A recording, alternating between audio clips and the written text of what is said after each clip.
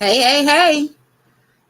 Thank y'all for coming out and joining us for another episode of Melanated and Candid's Color of Truth. We're getting ready to talk tonight. Tonight is our Toss-Up Topics Thursday. So, hey. We'll talk about... I was like, wait a minute. Y'all know I can't do this, okay? I'm not social media savvy. We are not troubleshooting tonight, ladies. About how it's too late. Okay, it's too late. All right, it's just too late. But so we're going to talk about R. Kelly, some toss-up topics. We'll talk a little bit about R. Kelly, some celebrity gossip news. We'll talk about the overturnment of Roe versus Wade and how that's been affecting people, stuff that's going on in the community and the government, and then also some alphabet information with regards to the women's in sports. So before we get started, let me go ahead and welcome my two lovely co-hosts. Hi, ladies. How are you this evening? We all good over here. Just beaching it up right now. I know that's right. Hey, okay. Yes. I'm doing good. Enjoying the weather, but Definitely enjoying the weather. It's been pretty pleasant. And how you doing, sis? I'm ready. That's all I got. You ready? Well, at this point, it's either one of two things. Either I'm hungry or I'm ready. So, yeah. I ate some snacks not too long ago. So, yeah, I'm at the ready mode. I'm ready to go. I know that's it. Still in paperwork mode. We need summer camp kids. That's what I'm going to do. Summer camp kids. I love them. But it's work. So, yeah, that's pretty much it right now. Still fidgeting with these taxes. So, we can go ahead and get started, though. Yeah, it ain't never ending. We can talk first. So, to me, my big thing was the whole situation when it came down to R. Kelly and his little scandal and how he was treated in the end because they ended up giving him. Yeah, they gave him 30 years. And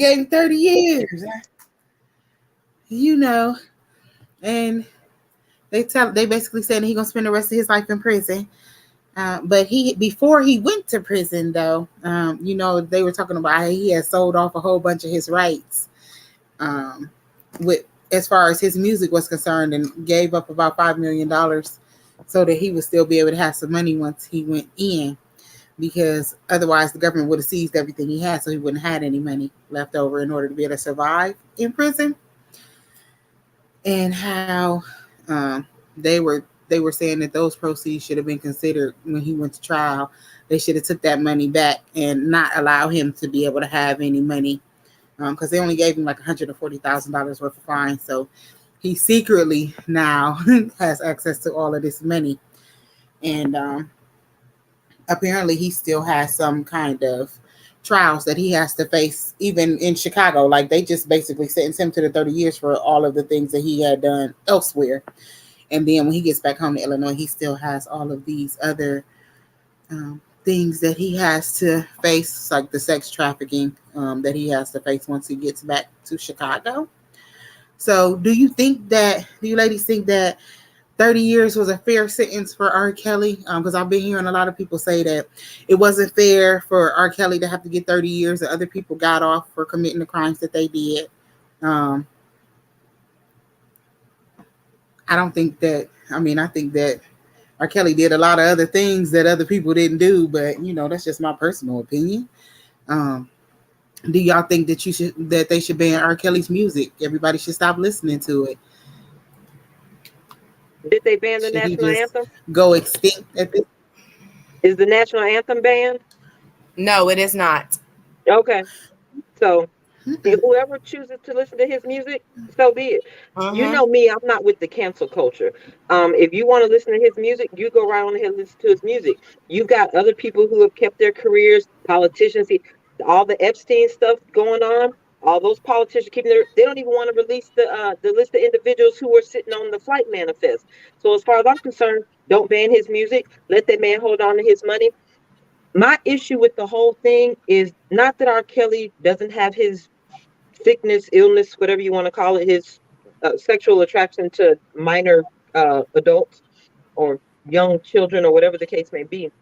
What I don't like is if you're going to lock R. Kelly up, anybody who's going to be offended by what R. Kelly did, how can you not equally be just as offended by the Uber moms that was dropping their daughters off at a grown man's house that you know was married to a 15-year-old girl? So no different from the Michael Jackson situation.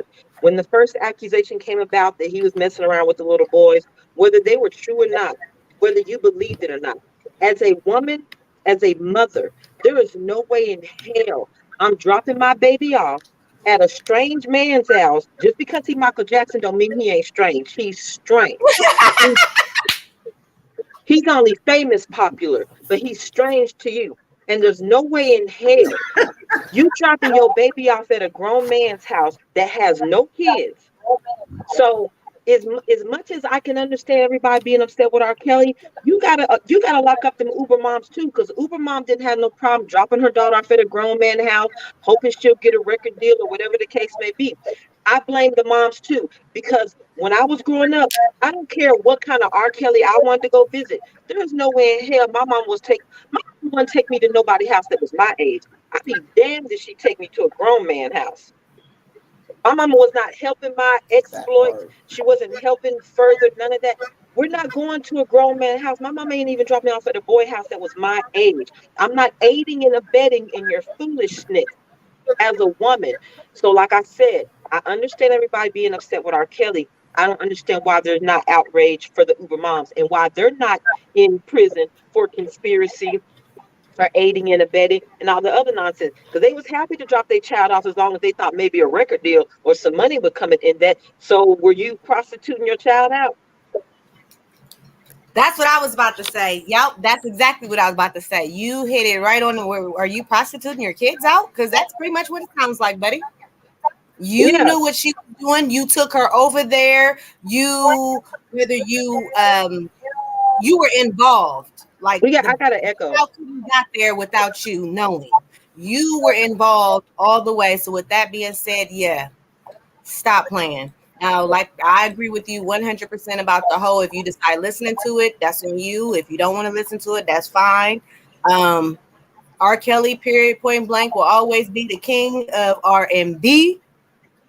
I don't care what the man has done; he will always be the king of R&B. And I'm So, still gonna be stepping in the name of love.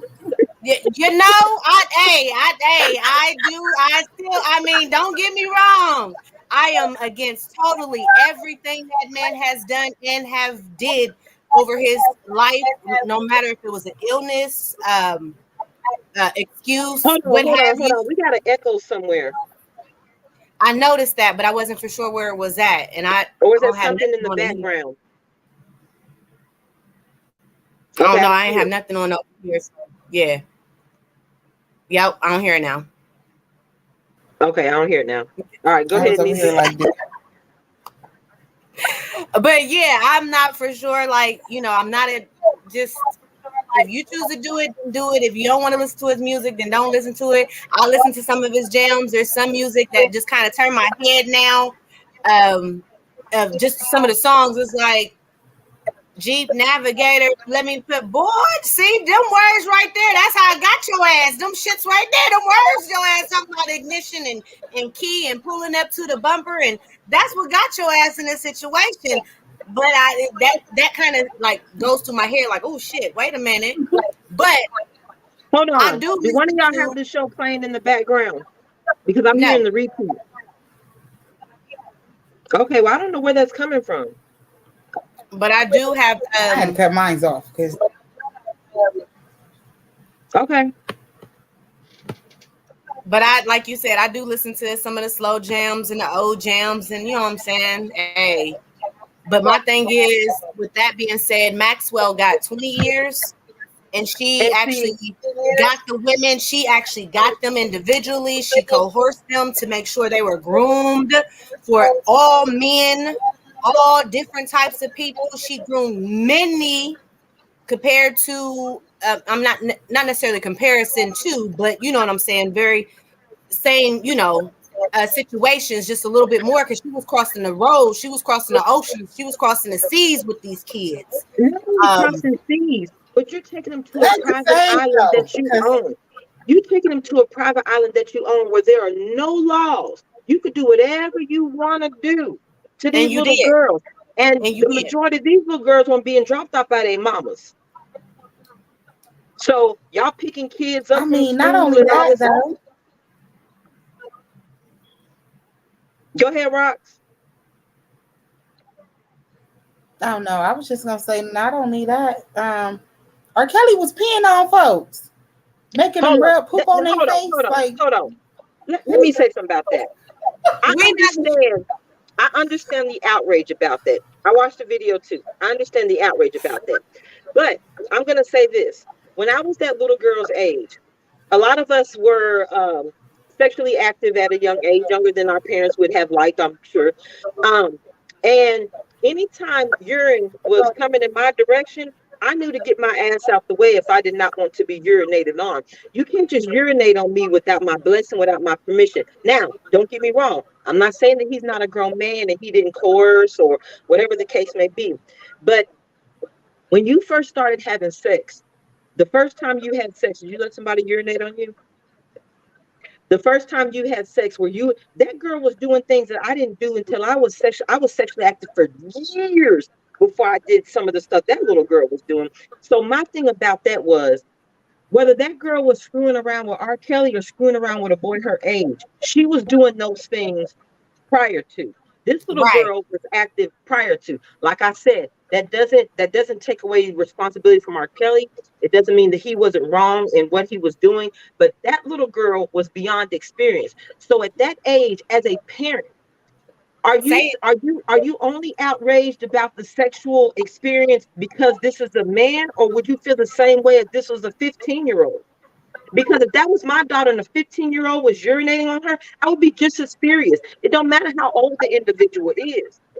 That girl happened to be experienced. And like I said, it doesn't justify, it doesn't excuse anything that R. Kelly did. But I didn't see the innocent. I hate to say this because it sounds harsh. It sounds harsh, and I don't mean to sound harsh, but I didn't see the innocent virgin victim everybody tried to paint her out to be. I didn't see that little girl.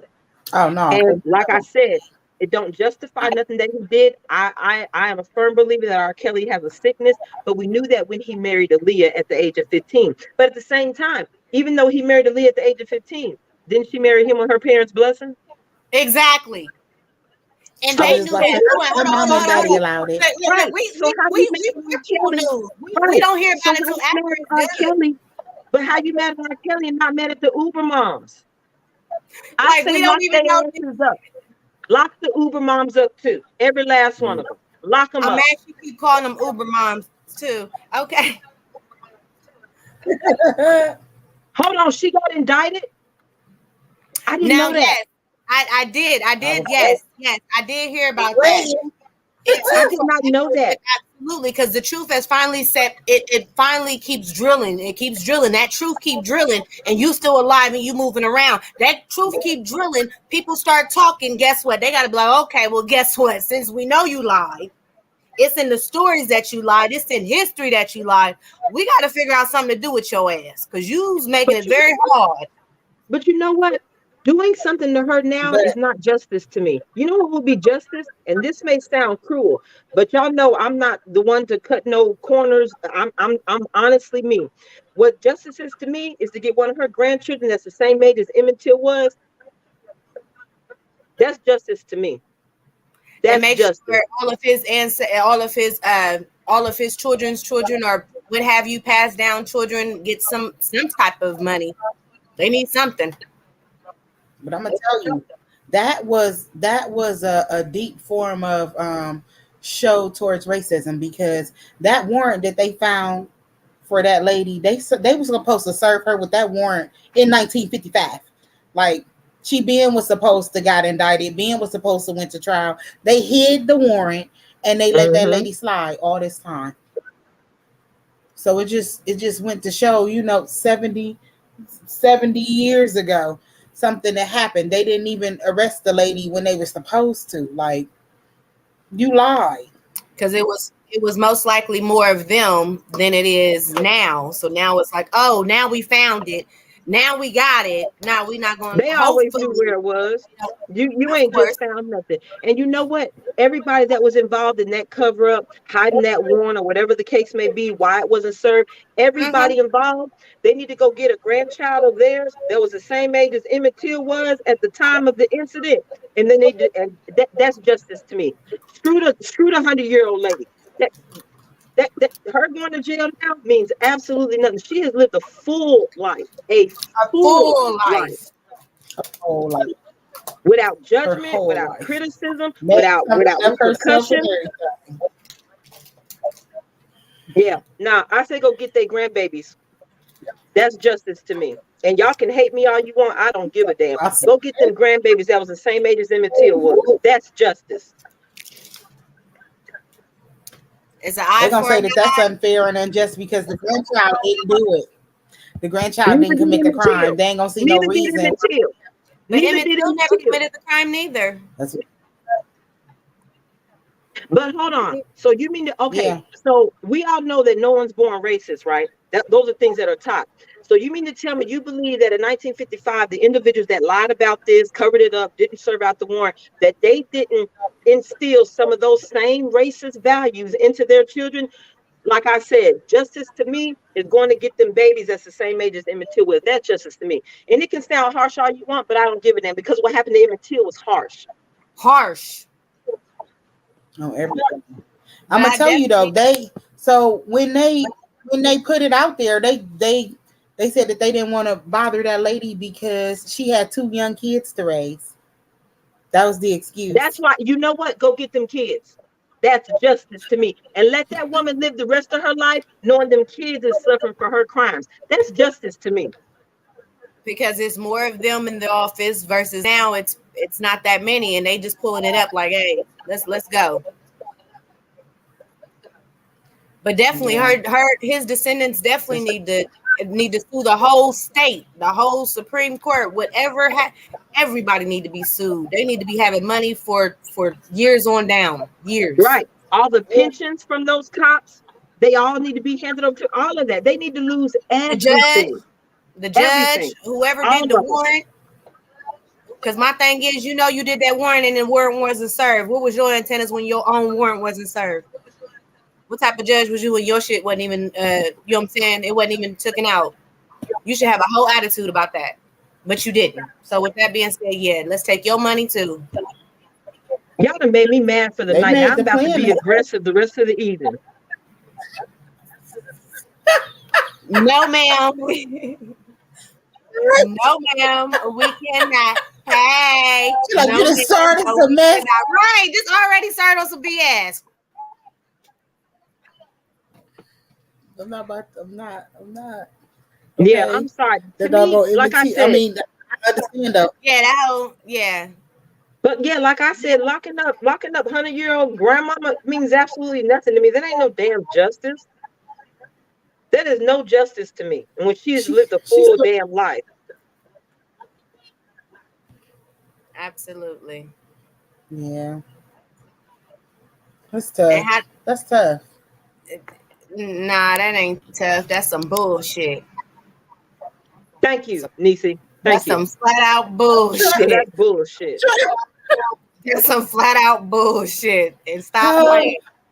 Run that. Whoever it is, run it. It's all right. And you know what? They made a joke about the Maxine Ghislaine Maxwell talking about she probably ain't gonna survive too long in prison anyway, and that's speculatory. But I don't know who may be listening and who may have some say so over the matter or whatever. But please don't take her out too early. Let her suffer for a while first. At least 15 of them 20 years. Let her suffer. Then You y'all can know, do what she y'all need want to to. do all 20, man. Hey, you gonna I'm do just the 20, saying. baby. You did the She crime, they gave she you them needs 20 to years, do suffer. them 20.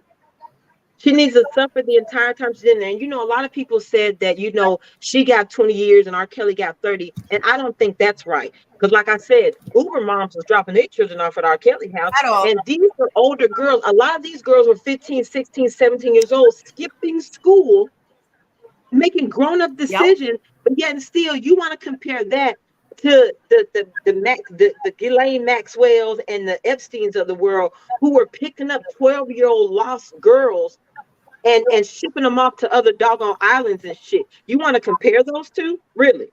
So, selected outrage again. So as long as the crime is being committed by a black man, it's egregious. But when it's not a black man, y'all want to have pity, y'all want to sympathize. Fuck Ghislaine Maxwell. And I hope she gets sodomized every day she's in prison. No, she just gonna sit there. She gonna do that whole 20. Like he gonna have to do that whole 30. She gonna do that whole 20, or she gonna have to off herself just like he did. Girl, I don't believe he offed himself. I believe, honestly and truthfully, I hate to say this, but I wouldn't be surprised if I found out Hillary Clinton didn't have nothing to do with his offing. I'm just saying. I don't think he offed himself. I think just he had too much evidence. He got a whole lot of people involved, and that was just pretty much one of them. That's why I said I wouldn't be surprised if I found out Hillary had something to do with that, because I know Bill Clinton's name was on that manifest plenty of Well, there times. was a lot of people's men, husbands, and mans and girlfriends on that list. There was a lot of people on the list. That's why they're not trying to bring it out. That's why his name went his ass down across Europe. Remember, but the queen said, "Hey, put your ass down in Europe real quick because you messing up the feng shui over here, over here." Down. Problem airing R. Kelly's dirty business, but we want to keep this flight manifest secret. We want to not air her trial. We don't want to show the Prince Andrew. And I'm sorry, when Prince Andrew went through all that, I'm innocent, not guilty plea, not guilty plea. I'm sorry. In a case like that, when the charges are that egregious, the minute you say not guilty, ain't no backpedaling. So we're gonna see the trial all the way out. And we're gonna see if you're not guilty or not. I think that was bullshit that he was able to pay his way out of that without admitting guilt, because now you can just say he paid just to quiet down the noise, just to eliminate all the social media, That's what he did. And that pissed me off because there's still no guilt from him. And Prince Andrew need to be in jail too.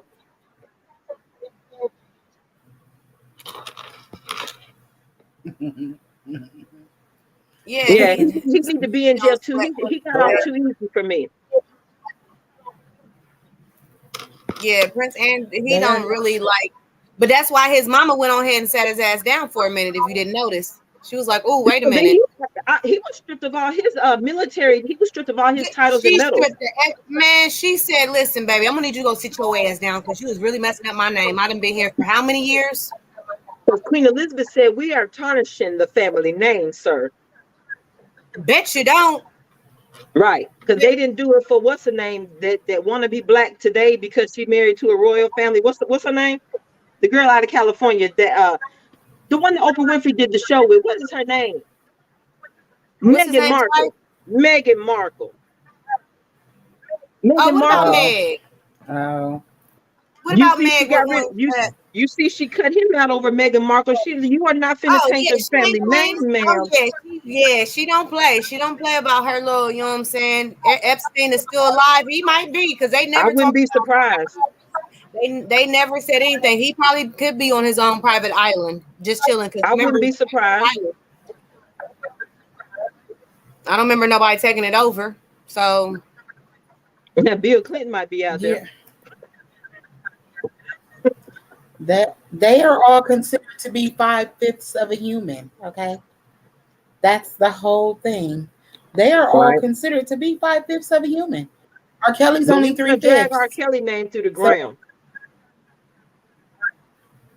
But you don't have no problem with none of them. His 30 years. Epstein's. His 30 years came for that. They 5/5. Man. Yeah. Mm-mm. They'll let that rock. Well, you know all day how long. they got away with that. Remember, you know how they got away with Epstein just saying that he got, Epstein. They didn't say he got murdered. They said he killed himself. So when they said that he killed himself, it wasn't a murder. It was just suicide. They just marked it off as suicide. There was no need for an autopsy if you're going to say suicide because he strangled himself. So there was no need for an autopsy if that's what it was, and that's what they said it was. So that's what they came on with. Yeah, and that's just how the paperwork just got pushed aside. Like, okay, ain't no need for all that because he killed himself. Hey, you can't say deletion, self-deletion. Right. That right. Y'all gonna get us kicked off of YouTube. We already crazy. Right, dang, off this self, dang. Right, but yeah, but no, that's bullshit. Like I said, I don't justify or make any excuses for R. Kelly, but we don't have no problem dragging a black man through the mud when you got these other individuals out there that their crimes are way more egregious than what he did. You don't have no. That's what pissed me off about Oprah Winfrey. You want to do all the surviving R. Kellys and talk about the Bill Cosby, but you over here brushing shoulders with Epstein. Fuck Oprah. Oprah can kiss my ass. I'm sorry. Yeah. That's just how I feel about that. Maxwell, she was cool with Maxwell too, right? You're right. Oprah hopping around. So you want to sit up here as a black woman and point out, like I said, I don't justify what they did, but as a black woman, you want to drag the black man's name through the mud, but you over here having cocktails with Epstein. Weinstein, whoever the hell she was drinking, hobnobbing with. But her money comes from where? She's 3.5. Hello.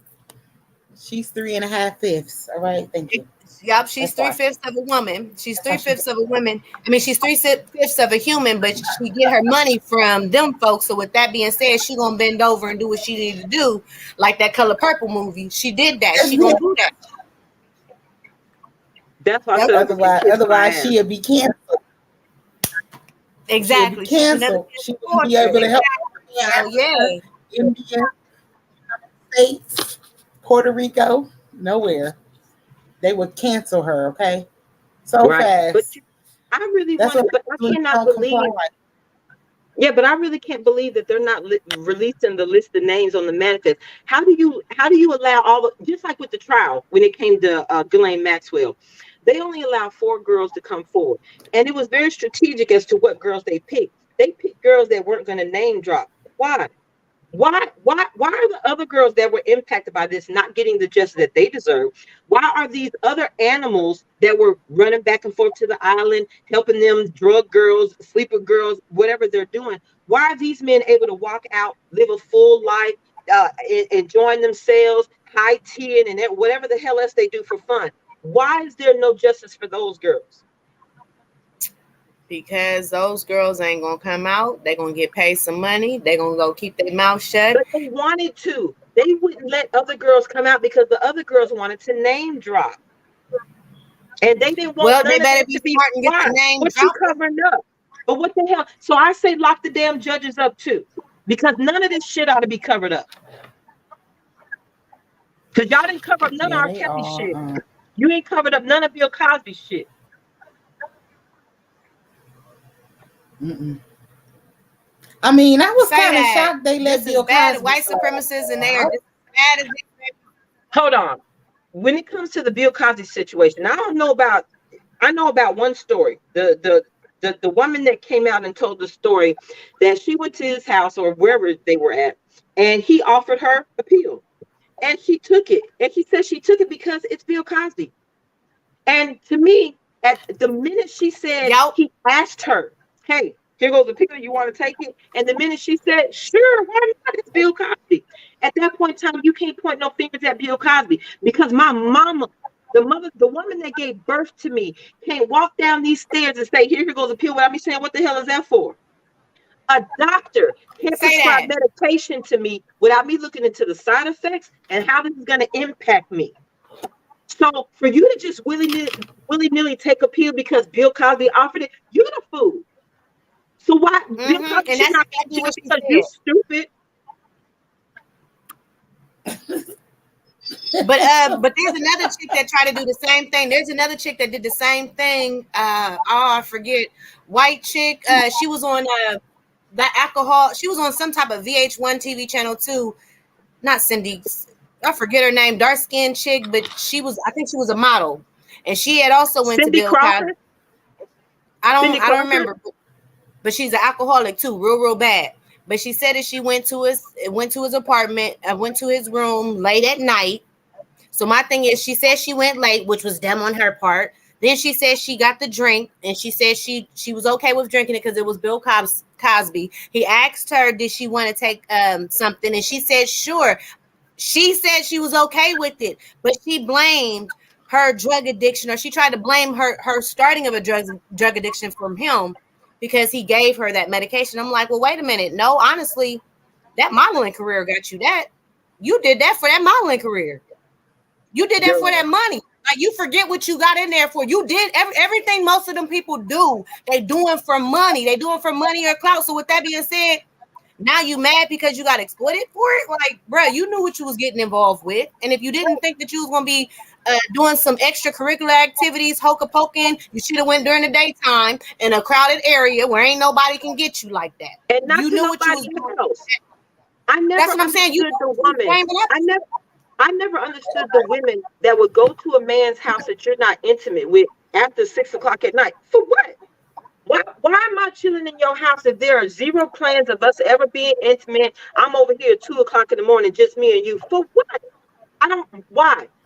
We're not having business meetings over here. That's just like the girl who did the what was his name? The governor of New York, the Cuomo.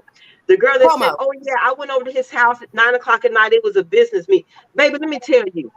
My boss has odd hours too, and every once in a while he may call late with a problem. But I guarantee you one thing: I will not be meeting you at your house, sir, at 9 o'clock at night about no business meeting. We can go meet at a public restaurant, but what we won't do is meet at your house at 9 o'clock at night. If we're not screwing, we got a whole I'm not doing it. We got a whole office. You got a whole building. We got a whole. Are you serious? If I need to be there, I'm gonna meet you at the office, bro. Where else we need to meet? If this ain't an office, I'm gonna take Brady.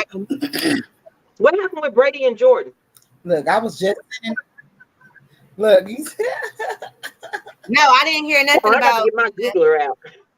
Right, I didn't hear anything about Brady or Jordan.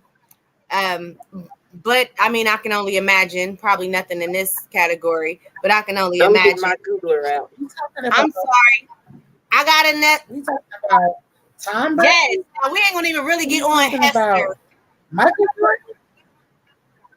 Yeah, what Jordan? On Hefner and all his situations. That's another thing. Y'all didn't have no problem with Hugh Hefner screwing all the young gals. Y'all had zero problem with Hugh Hefner. But y'all got all the problems in the world with R. Kelly. And like I said, most of them girls were 16, 17 years old, skipping school. Hefner was being all that craziness, all them young actresses and actors. I mean, he had so many kids involved. I mean, walking around in his mansion. Hell, he even had his own kids walking around in the mansion with drugs everywhere. I mean, come on, man. This is you talking about. I mean, I'm still stuck on him getting them 30 and her not getting 30, but you know, she need 32. Yeah, Brady who? That's what I'm trying to figure out. Are we talking about Tom Brady? Yeah. Oh, yeah. You already know that hole as big as I don't know what when it comes to just that whole chaos and undergrounding and them kids and trafficking. I mean, it's so crazy. And you'll be amazed the ones that are doing it. You'll be like, dang, for real? Yeah. Ain't no rocket. They got long money. Okay. Happening. I'm still trying to figure out what happened with Brady and Jordan. But minus that, I'm sorry, I want to move on to another topic. How'd y'all feel about that Roe v. Wade test? Y'all about to get me started. No, we already got you started. You already had a little attitude, so flame on. I'm gonna let y'all go first because y'all know I get on my road kick. So, dang. So that's a struggle. I know. Okay. Right. You noticed that? About it all the way to be. Down there, yes. Listen, y'all know the rabbit is so freaking. Listen, that hole is deep full of all that sex trafficking stuff.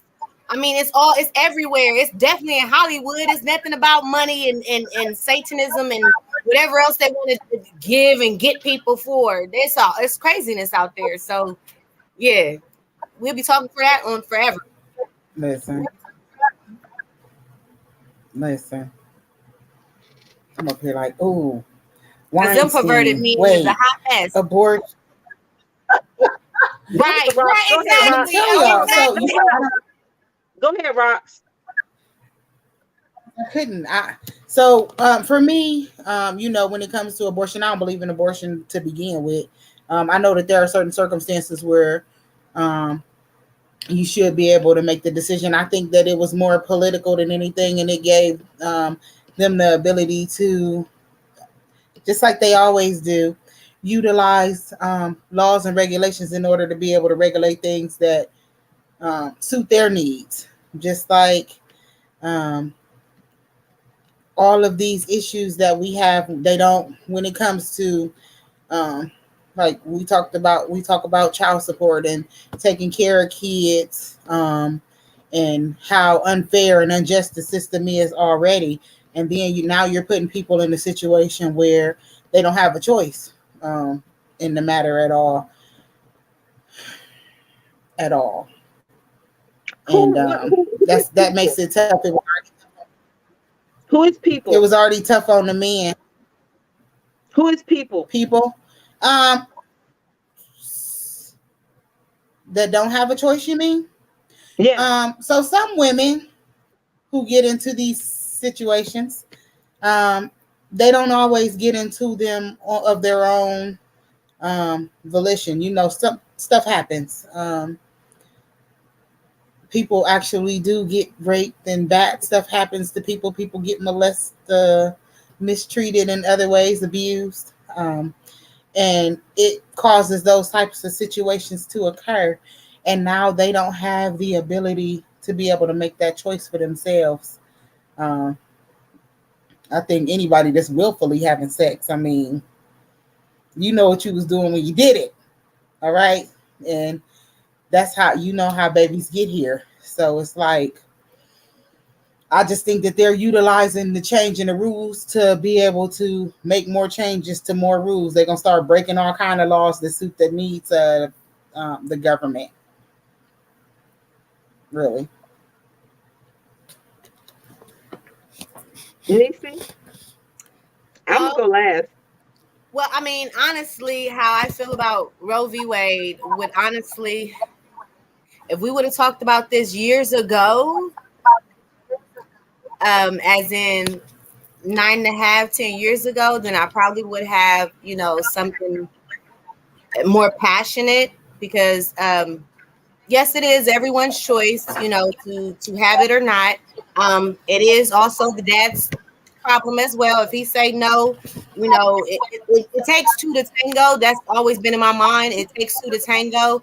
So it takes two to figure out left or right. You know what I mean?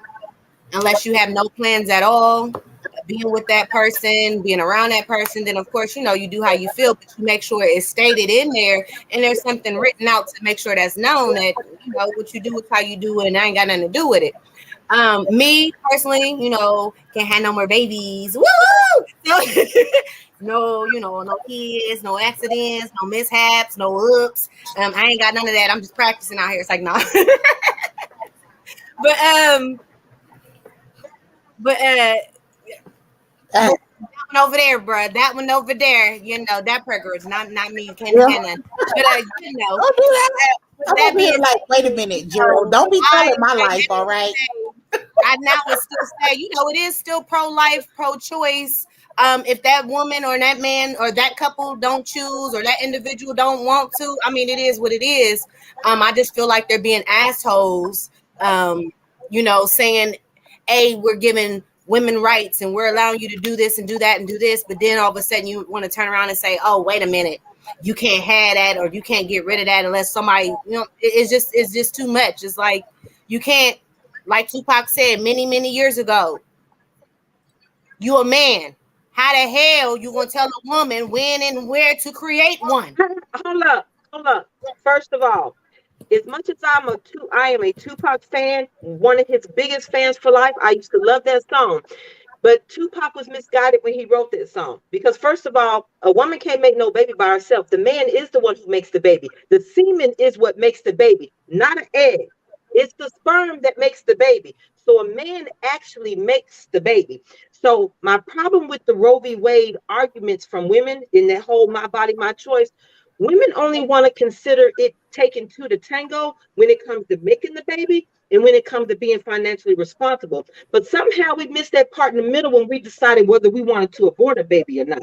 So women don't want men to have a say in that, but it took two to tango. It took two to make the baby. It takes two to be financially responsible. But yet still his opinion don't matter when it comes to aborting his seed. And I don't care how you look at your body, your choice, it's his seed. So no different from when the jab was out. Those same people screaming my body, my choice is some of the same people that's saying we need to mandate the jab. But you said my body, my choice, right? So my body, my choice is applicable when you want to remove something that's naturally occurring. Pregnancy is naturally occurring. That's what we're here to procreate. We're here to populate the earth. So you want to remove something that's naturally occurring because of my body, my choice. But when it comes to the government injecting a foreign substance into my body, oh, well, you don't get the right to impact my life. Okay, well, so you get a right to impact the fetus's life? Which one is it? And okay, Roxy, I agree with you on the thing about them playing politics. I totally agree with them playing politics. I do believe that a lot of this has a lot to do with their birth replacement rate. I really do.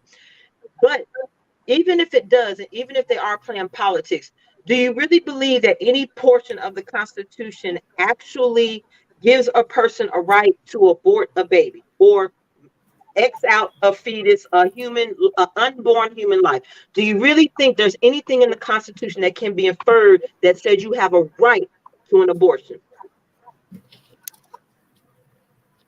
I mean, no. I don't believe in it at all. I don't think that. I mean, there's a lot of circumstances and situations, like I said, that happen, but that's just not something that I believe in at all, for real, under any circumstance. Because just like that woman had a choice when it comes to it, that man had a choice too. So we need to be more responsible about who we laying down with and how we laying down with them. A lot of times people take people at their word. There's protection for everybody. So it's, me, I better make them swallow or wrap it up or do something. I'm sick of you. Something else got to be done.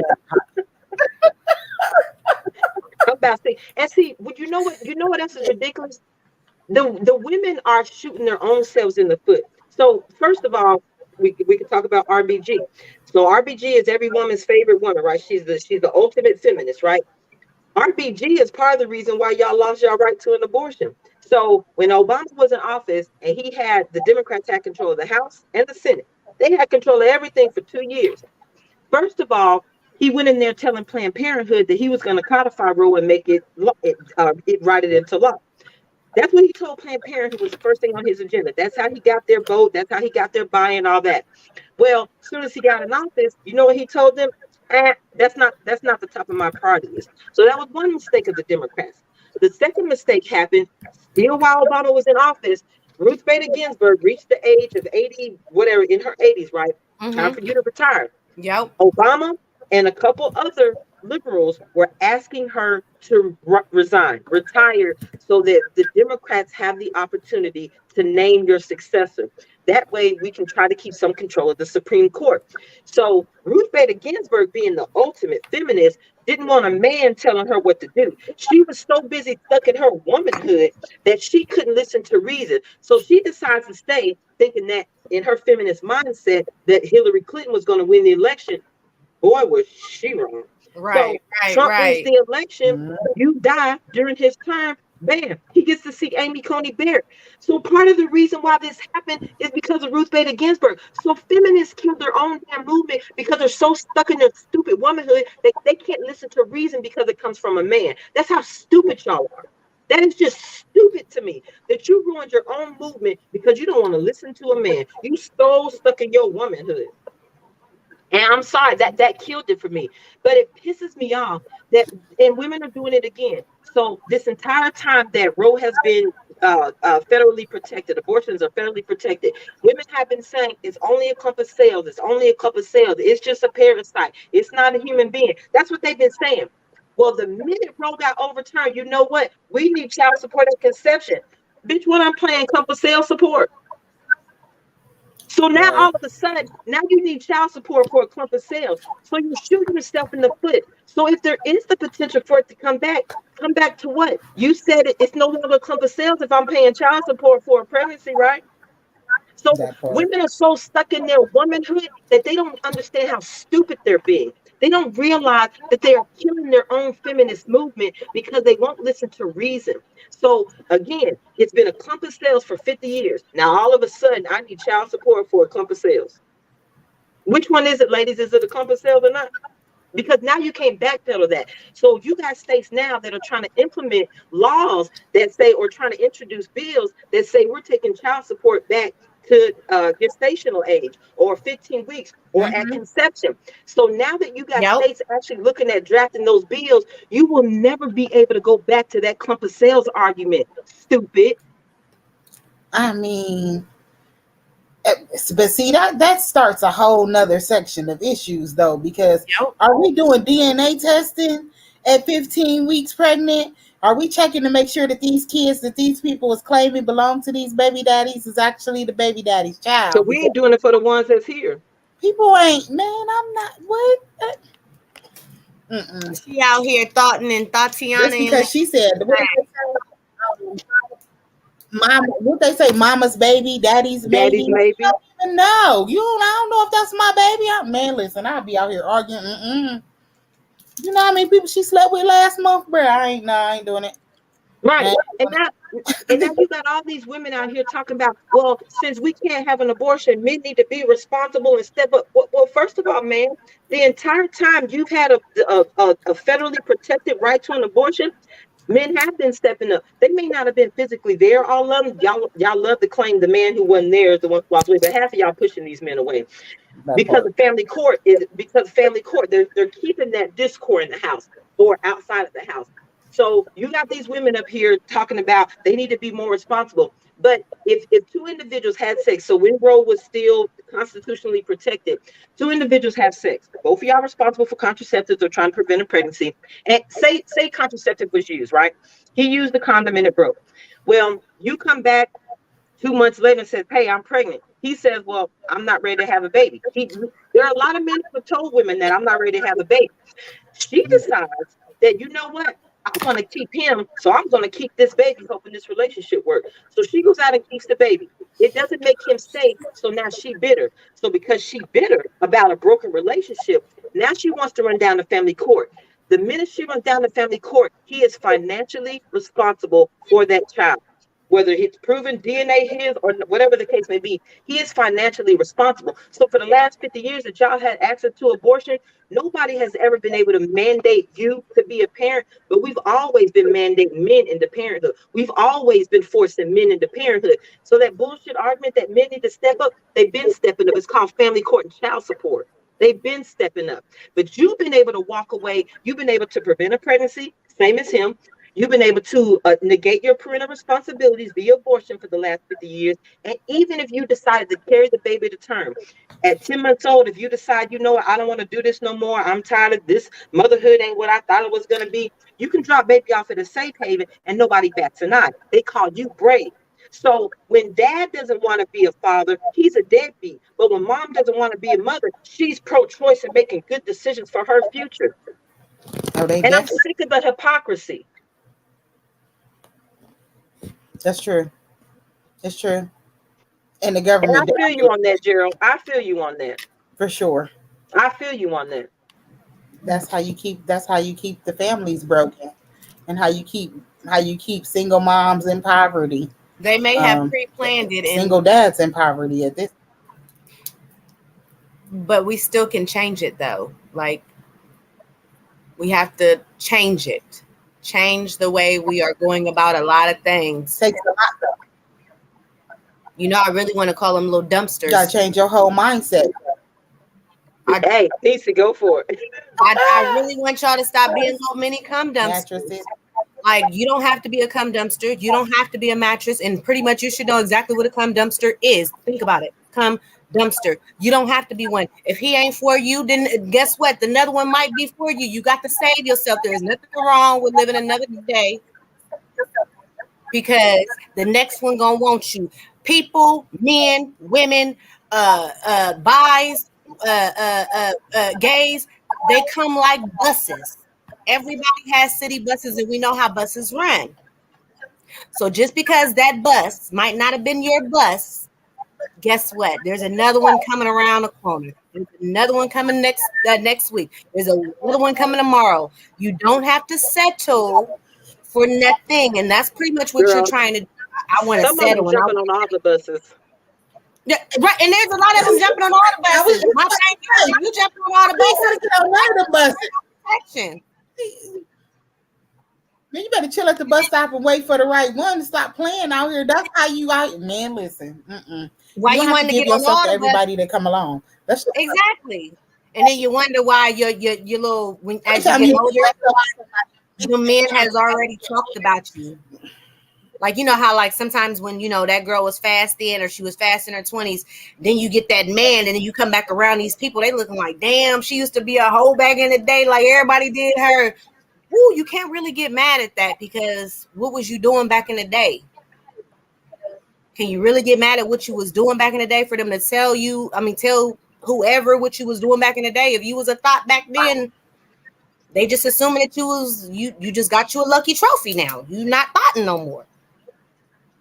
But you don't have to have kids with everybody you meet. You ain't got to be pregnant by everybody you have sex with. Hey, they was having check babies though, and that's what they mad about. So now, okay, so you got some people, they want to have these little check babies, but I know women. There's a woman that she was actually bragging on the fact that she had 10 abortions in her lifetime. And so that's another thing that pisses me off. So in the whole abortion fight, the biggest argument that you hear is the safety aspect and the victims of rape or incest, forced sex. Okay, I get it. Forced sex does happen. But two things about that. One, first of all, let's be clear. Less than 1% of abortions are attributed to forced sex and incest. Less than 1%. So that ain't why y'all out here having abortions. I'm not saying it don't happen, but that's not why y'all are out here having abortions. Less than 1% are attributed to incest and forced sex. Less than 1%. My other issue with that is y'all love to holler the forced sex situation when it comes to him. But what about the forced sex when it comes to a woman forcing herself on a guy? So there's a story of a teacher that was having statutory rape with one of her student teachers, right? She ends up getting pregnant. Now this is statutory rape. So the teacher ends up getting pregnant. Well, she decides she wants to put the kid on child support. Do you know that the judge awarded her child support? So the child at first was underage, was under the age of 18. So when he turned 18, he was going to be responsible for child support, being a victim of statutory rape now. But you know what they did before he turned 18? They made his parents pay the child support. So imagine being the child that's a victim of statutory rape, the parents of the child that's a victim of statutory rape, and you're forced to pay child support to this broad. So, like, again, I'm tired of the hypocrisy from women. I'm sick of it, because y'all love to talk about what men do, but y'all don't want to talk about the evil, conniving, low-down, trifling crap that you do. So if this man can be forced to pay child support and his parents are paying it prior to him turning 18 years old, now all of a sudden you mad because you can't X out a baby? Baby, this is what equality looks like now, because we always been forcing dad into parenthood. So again, rape is only less than 1% of the reason why y'all having abortions. But yet still, if it's her raping a guy, she can still get child support from that situation. So I'm tired of the hypocrisy from women. And honestly, in that fact alone, I ain't mad that they overturned Roe. I ain't mad about it at all. The only thing that concerns me is men are about to be double screwed in court. Y'all need to watch out, because y'all about to get the business. Wrap Be up, strap careful up. about who There's you nothing laying wrong down with with, buying a giving whole bunch of yourself to. condoms. Look, don't use her condoms because I know women who poke holes in them. And if when you use yours, don't leave it at her house. Because I know babies that were turkey basted. That's Take it with you, savage. homie. Put it in the little thingamajigger. Try to put it back in the wrapper. Or, hey, throw it in your pocket. I don't care what you do, homie. Hey, Take it with you. Get some paper, wrap or it do up. the hot sauce. Go to her kitchen, get that hot sauce out that cabinet. Do the Drake sauce. I'm just saying. I'm sorry. Because oh, y'all didn't hear about the story about the I think it was Drake was having sex with a girl. He ended up putting a condom in her he put the hot sauce in the condom. She was going in there to turkey baste the baby, and she found out it was hot sauce in the condom. She wanted to be mad at him. Hold on, how So you mad at him when you was about to turkey baste the baby? Now, the fact that he used the condom is evidence of avoidance. It's evidence that he wasn't trying to get nobody pregnant. But had she Right. been successful, had he not done what he did and she been You would have had a successful, whole baby he with would have her. been on the hook for that baby. And I'm Yep. sorry, that's bullshit. That is bullshit. Because you're trying to be too damn sneaky. If somebody want to have a baby with yourself, then he'll have one. Other than that, you could be a mattress, but you don't have to be a cum dumpster. Hypocrisy. And I'm tired of it. No, just don't be either. Okay. Just focus on getting your life in order. Life is too short, and we got too much stuff already going on out here in these streets. You know And for how you they to be out here just doing too much for everybody, sowing your oats, and welfare only giving you $374 a month. So don't even think that you about to just have this baby, go out here, collect this welfare check. And if you get on welfare and you get a child support payment, guess what? They taking your child support anyway.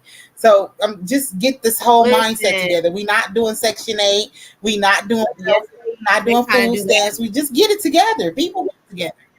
And then they wanted to do the slow learning or the IEPs and the ABCs for the kids. Like, wait a minute, because your lack of you now got the baby on IEP. You didn't teach them nothing. You ain't trying to teach them nothing. Ain't no word. I ain't teaching these kids nothing. You ain't did no ABCs. You ain't did nothing with this baby, and all of a sudden you want to put them on IEP because you ain't did nothing. What kind of shit is that, man? If you don't stop playing, because they won't graduate without the IEP. They can't get, but no child left behind. All right. Because a lot of it is because the lack of. A lot of it is just because of the lack of, like, you don't want to, you don't have no time, you ain't trying to make no time. It's not the kid, it's really the parent. Like, oh Lord Jesus, some of the IEP disability things are just ludicrous that allows them to get away with a lot of extra on BS of getting money for just because you said so. I'm gonna say not all of them, because some kids are born with issues and disabilities that cause them not to be able to learn or to have to learn at a slower pace than others. Other kids get illnesses that cause them later on in life to not be able to do it. Some kids have issues that affected them, like their parents might have been on drugs and it affected them mentally before they even got here.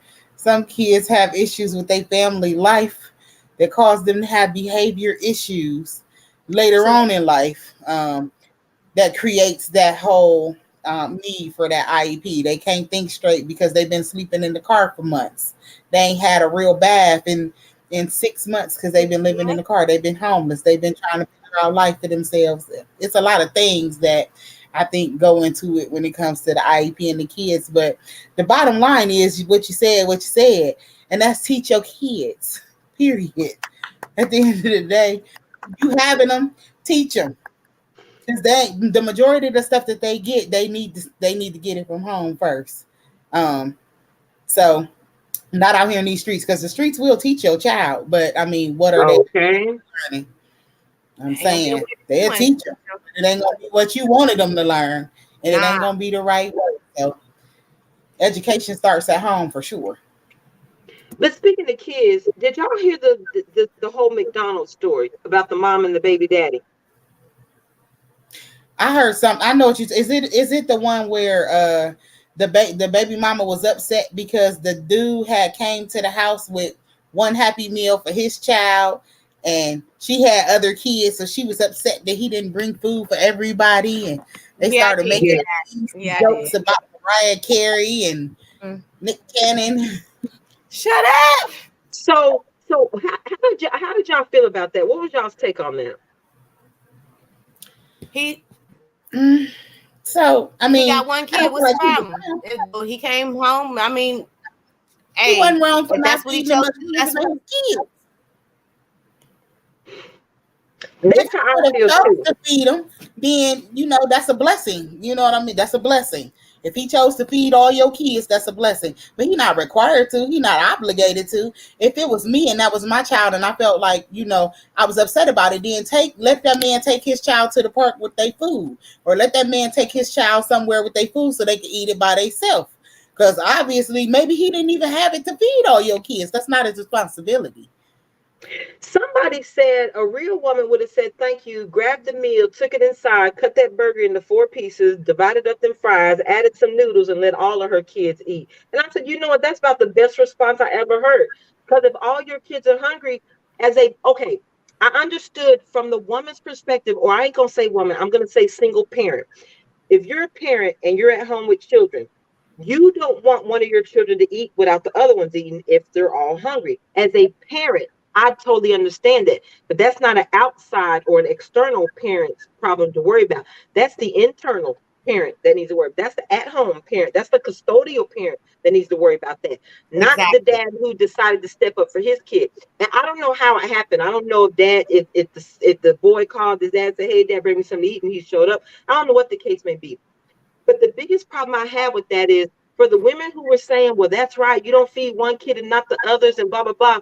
My thing about that is this: nobody said anything about this heifer having her hair done, her lashes done, and her nails done. But you're talking about the kids hungry? Heifer, you probably sold food stamps to get your nails and hair done.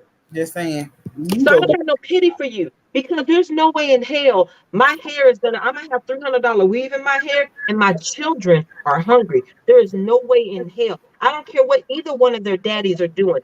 My hair will not be done if my children are hungry. My nails will not be done if my children are hungry. My lashes will not be done if my children are hungry. So the fact that she had all those done, ain't no telling what kind of Gucci bags and Gucci belts and Versace shades she running around with, but you talking about your kids hungry.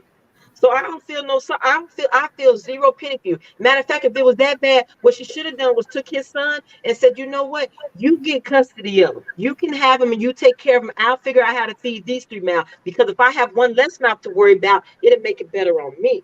Say it again. I'm gonna do visitation on this one. I'm Yeah. gonna see him on every other weekend. I got these other ones right here. Hey, do what you gotta do. But my whole thing is, I mean, I've been there in that situation, but that's like it's not a big deal to me. Like, okay, you got McDonald's, we got Wendy's, or like, okay, we always got something to eat. You know what I'm saying? As long as we got something to eat, but that's my whole thing. And her as a mom, I never seen what she looked like. I didn't see the situation. I just heard She it over. isn't attractive. But my thing I She ain't is, isn't attractive. she has all that. going. I'm gonna Even tell you right now. like you Not said, the fact even that she had even her with the lashes weaving done. lashes, she was not attractive.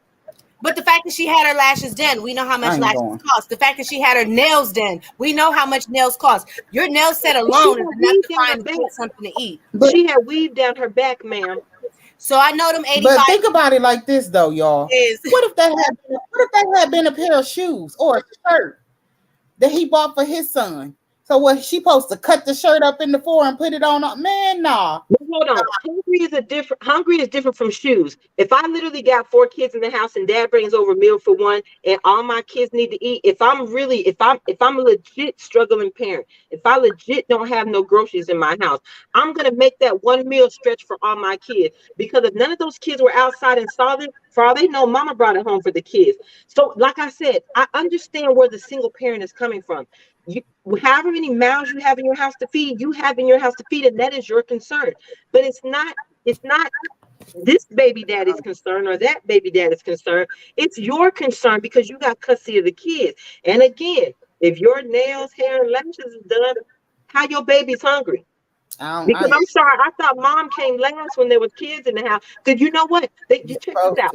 So they love to say they love to say the kids come first. You know that debate about who eats first, dad or the kid? Like when you serving the family, do you serve your husband first or the kid? Women will get upset if you say you serve the husband first. So it's all good for kids to eat first when dad's trying to eat, but it ain't good for kids to eat first when mama needs her hair and nails done.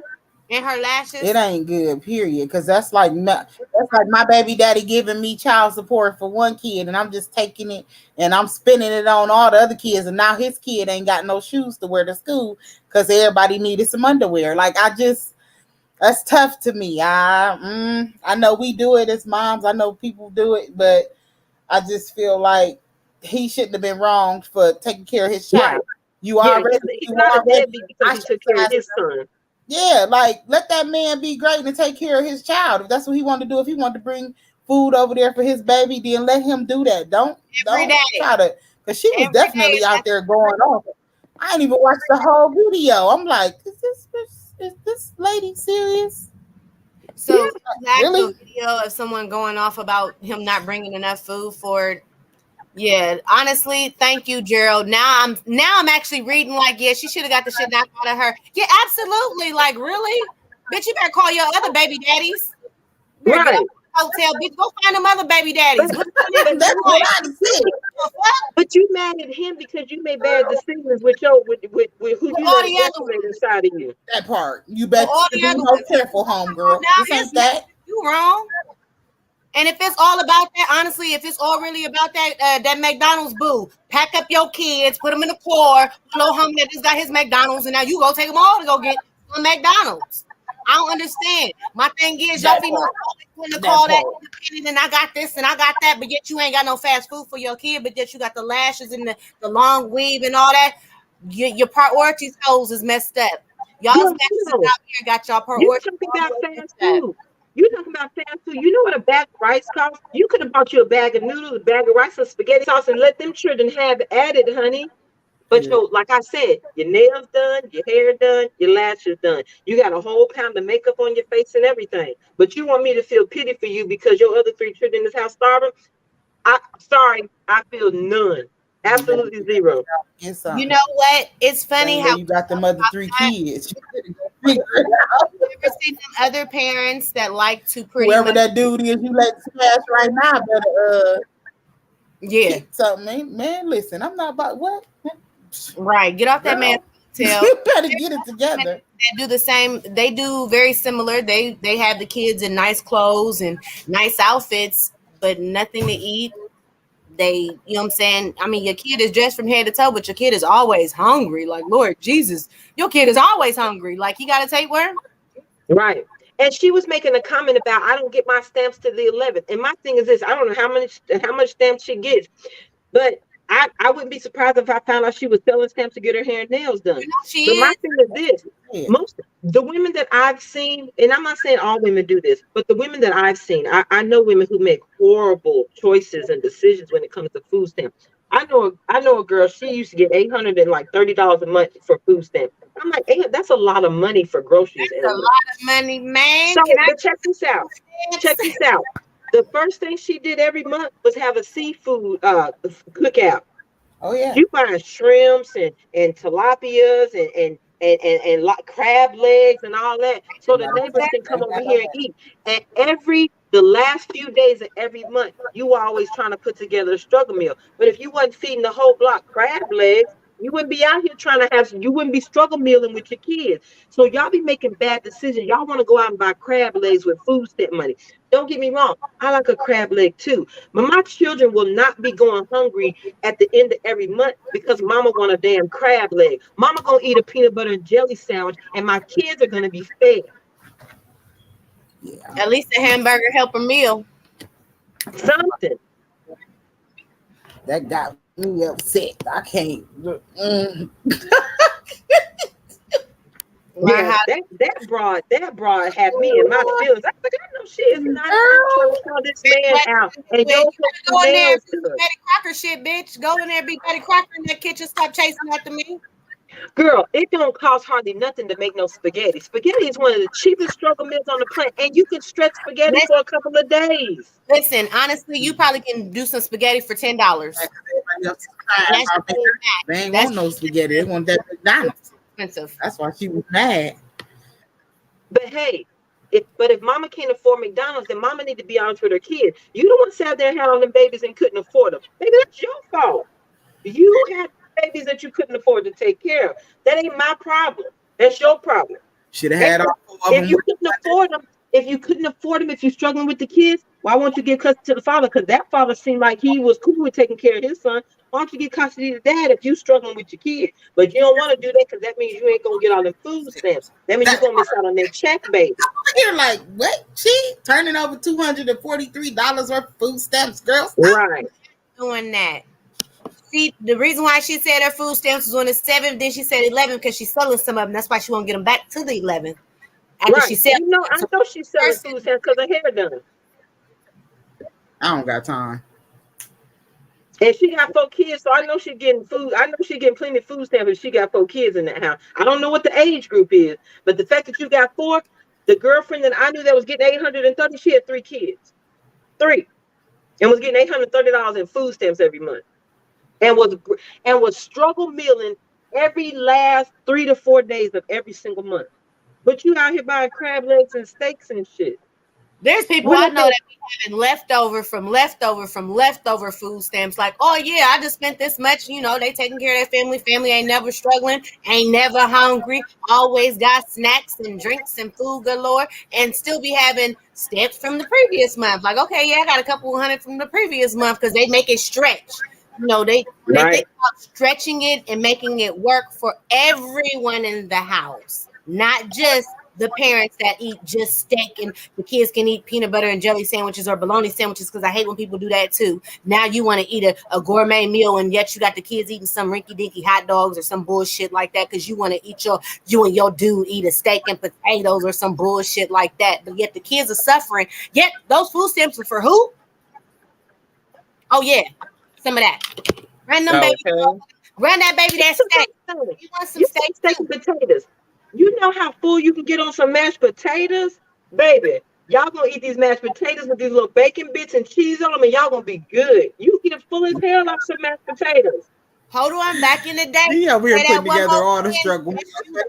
You get it. I'm saying, when you gotta make it work, you make wise decisions as a parent. And if you don't know how to make wise decisions to make it work for your kids, and you don't deserve to have custody of them damn kids. Because I'm sick of y'all being in the best interest of the children, but y'all ain't acting in the best interest of these kids. And I'm sick of it.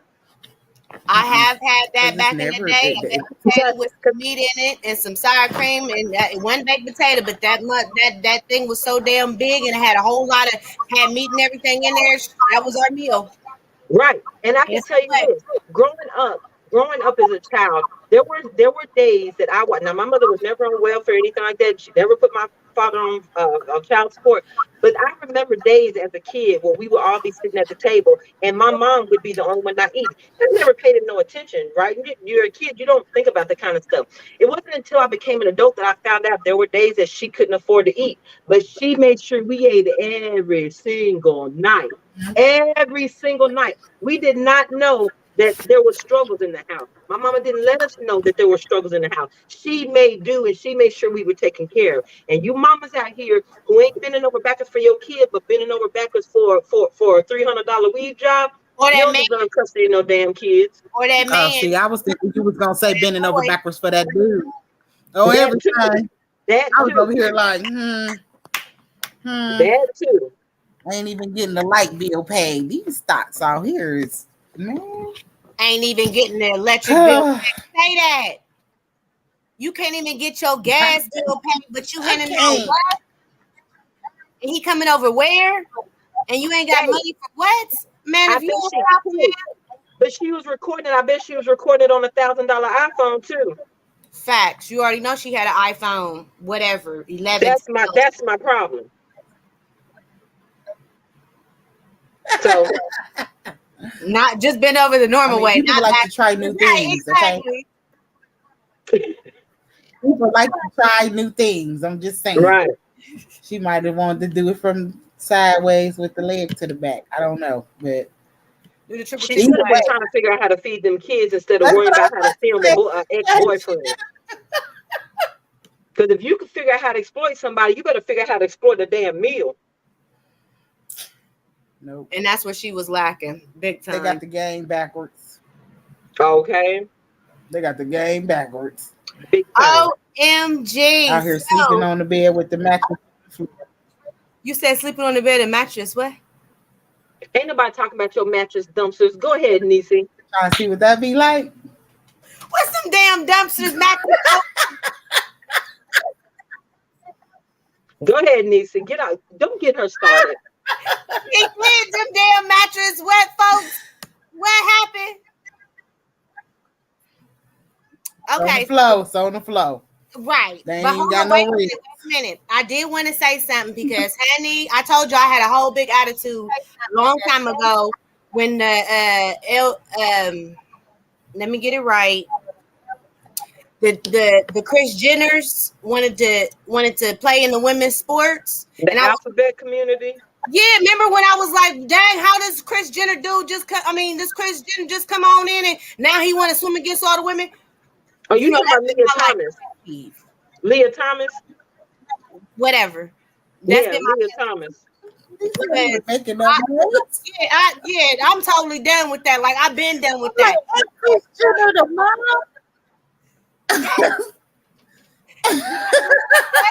Whatever and so what? I'm just mad at the whole fact that it got a chance to run. She got a chance to run. I mean, swim against all them women, and then all of a sudden, what? But that's women's fault too. Women are killing their own feminist movement. That's what I don't realize. Okay, so when Leah came out, or any previous, let's start with Caitlyn Jenner. Caitlyn Jenner came out. Oh, right? Caitlyn Jenner. So, that's his name. yeah, Caitlyn. So we're in this whole gender fluid, gender identity crisis time frame, right? Mm-hmm. And we're at a point where we're required to acknowledge who you identify as, right? You're basically saying that if this biological man identifies as a woman, I have to acknowledge the fact that this is a woman. I have to acknowledge and respect the fact that this is a woman, not a man that wants to dress up like a woman, not a man that feels feminine, not a soft-spoken man, but a woman. So the same women who are out here preaching, they identify as, we have to respect them. All of a sudden, so now that you made us claim them, now that you made us accept them for who they are, now that you made us recognize what they identify as, you the same women. Oh, well, why we got to play sports with them? Well, you the one said they was a woman. And on top of that, women want to holler about equality. They're equal to men. My problem with being equal to men is you weren't designed to be equal to him, just like he wasn't designed to be equal to you. Men can't. There are some things that women do that men cannot do. There are some things that men do that women cannot do. That's just how we were designed. So you got these women who, one, not only were at the front lines talking about, oh, we gotta make sure we recognize what they identify as, but them same women, the minute we recognize that Leah Thomas was a woman, all of a sudden don't want to compete with the woman. So if you're equal to a man, that means when you compete with the best of them, whether there's a biological man or nothing but biological women. The best is the best, and if we're all equal, then you compete on his level, not her level. That means no girl push-ups. You do man push-ups. That means if we're all equal, then that means a woman and a man can be in a race and may the best person win. That's what that means. So again, women are killing their own feminist movement and they don't even realize it because they're so busy being stuck in their womanhood that they don't understand reason. Why did you not think that at some point in time, this identity crisis or this gender fluidity was going to be a problem? You had the situation with the school where the gender fluid boy who one day wanted to be a girl, the next day back to a boy, the next day back to a girl. And that gender fluid is bullshit. If you want to identify as a girl, so be it. But that back and forth, I'm not with that. So this gender fluid kid who biological boy identifies as a girl today, walks into the girls' bathroom at school and assaults a little girl. So they covered that up in one school and they decided to ship him off to another school. So no one heard about the story and all of it got covered up, swept up under the rug, everything. So when he gets down to the second school, and the same thing happens, he assaults another girl in the bathroom. Then when that story broke, the first family found out about the first situation, and that played out on TV with the dad was getting harassed in the courtroom, the police tackling him and all the type of stuff. But why is he not supposed to be mad? This whole identity crisis we going through, it's like y'all don't think things through. You get so stuck in your emotions and your right now feelings that you don't understand the long-term repercussions of anything you're asking for. So when you ask to be equal to a man, go sign up for the draft at the age of 18 years old. Go do that. When you want to be equal to a man, you lift that heavy package. You let a man tell you he needs help lifting something. But y'all don't want to do it. Y'all want to say, oh, that's man's work. And I'm sorry, when you're equal to a man, that ain't man's work. That's human work. And so now same thing with abortion. So all of us, you want to be my body, my choice. They out here now. You force us to this whole gender fluid. You force us to accept these identities, but then y'all can't answer to what a woman is because you think it's going to offend somebody who identifies as a woman. You so busy not trying to. What Ketanji Brown, when they asked her during her Supreme Court hearings, they asked her what is a woman. She don't know because she ain't a biologist. Okay, I know what a damn cat is. I ain't a veterinarian. What the hell they got to do with anything? But y'all so busy not being able to say what a woman is because you don't want to offend a biological man that identifies as a woman. So now we stuck here. So now when we're talking about abortion, y'all want to talk about a woman's right. What right? You don't know what a woman is. So are we talking about human rights? Or are we talking about women's rights? Because I thought y'all didn't know what a woman was. Yeah, see. Listen, I'm not confused. I don't want equality, period. Okay. Period. You know what people don't realize, period. Everyone wants to be treated fairly. Everyone wants to be treated with respect. Nobody wants to be discriminated against, whether it's by race, religion, sex, what kind of clothes you wear, what kind of makeup you wear. Everybody wants to be treated equally. I mean, with respect and with dignity. But that does not mean we're equal people. Men and women have an equal role in maintaining society. You have your part, he has his part. We have an equal role in maintaining society, but you weren't designed to be equal to him. He wasn't designed to be equal to you. There are some superpowers women have that men can't do. No different from him having superpowers that a woman can't do. That's just how that goes. You're not equal, but it doesn't mean that you can't be treated with respect. It doesn't mean that just because I don't agree with your sexual lifestyle that I have to go around mistreating you, calling you out your name, berating you. I don't have to do that. I have no desire to mistreat anybody. I don't know why that's not what we're asking for. This whole push for equality, y'all do not want equality because in order to be equal to a man, you have to be willing to suffer the consequences of men. No, he cannot swim in the damn pool with me. No, he not gonna race with me, or she not gonna race with me at all. I know he wants to be called a she, and I'm gonna respect that she. But you ain't swimming with me. Period. Point blank. Do you have ovaries? Ovaries on the inside, not the outside, bro. Do you have those? Do you have a uterus? Nah. So listen. With that being said, do you have breasts? Nah. So let's just understand we are not the same makeup. You are going to swim with whom you or known to swim with, whether it's men or whomever, whether you're going to swim with the transgenders or whomever's, that might have to be an open category. But I'm going to tell you now, pimping, you ain't going to get in this water and outswim all these women that's been working hard. Right. Then they said he would be in the locker room just swinging away, and the women would be. There were some women that came out and said that they would complain about it, but they couldn't complain because that was now you're being, I don't know what they called it, misogynist or discrimination, whatever they call it.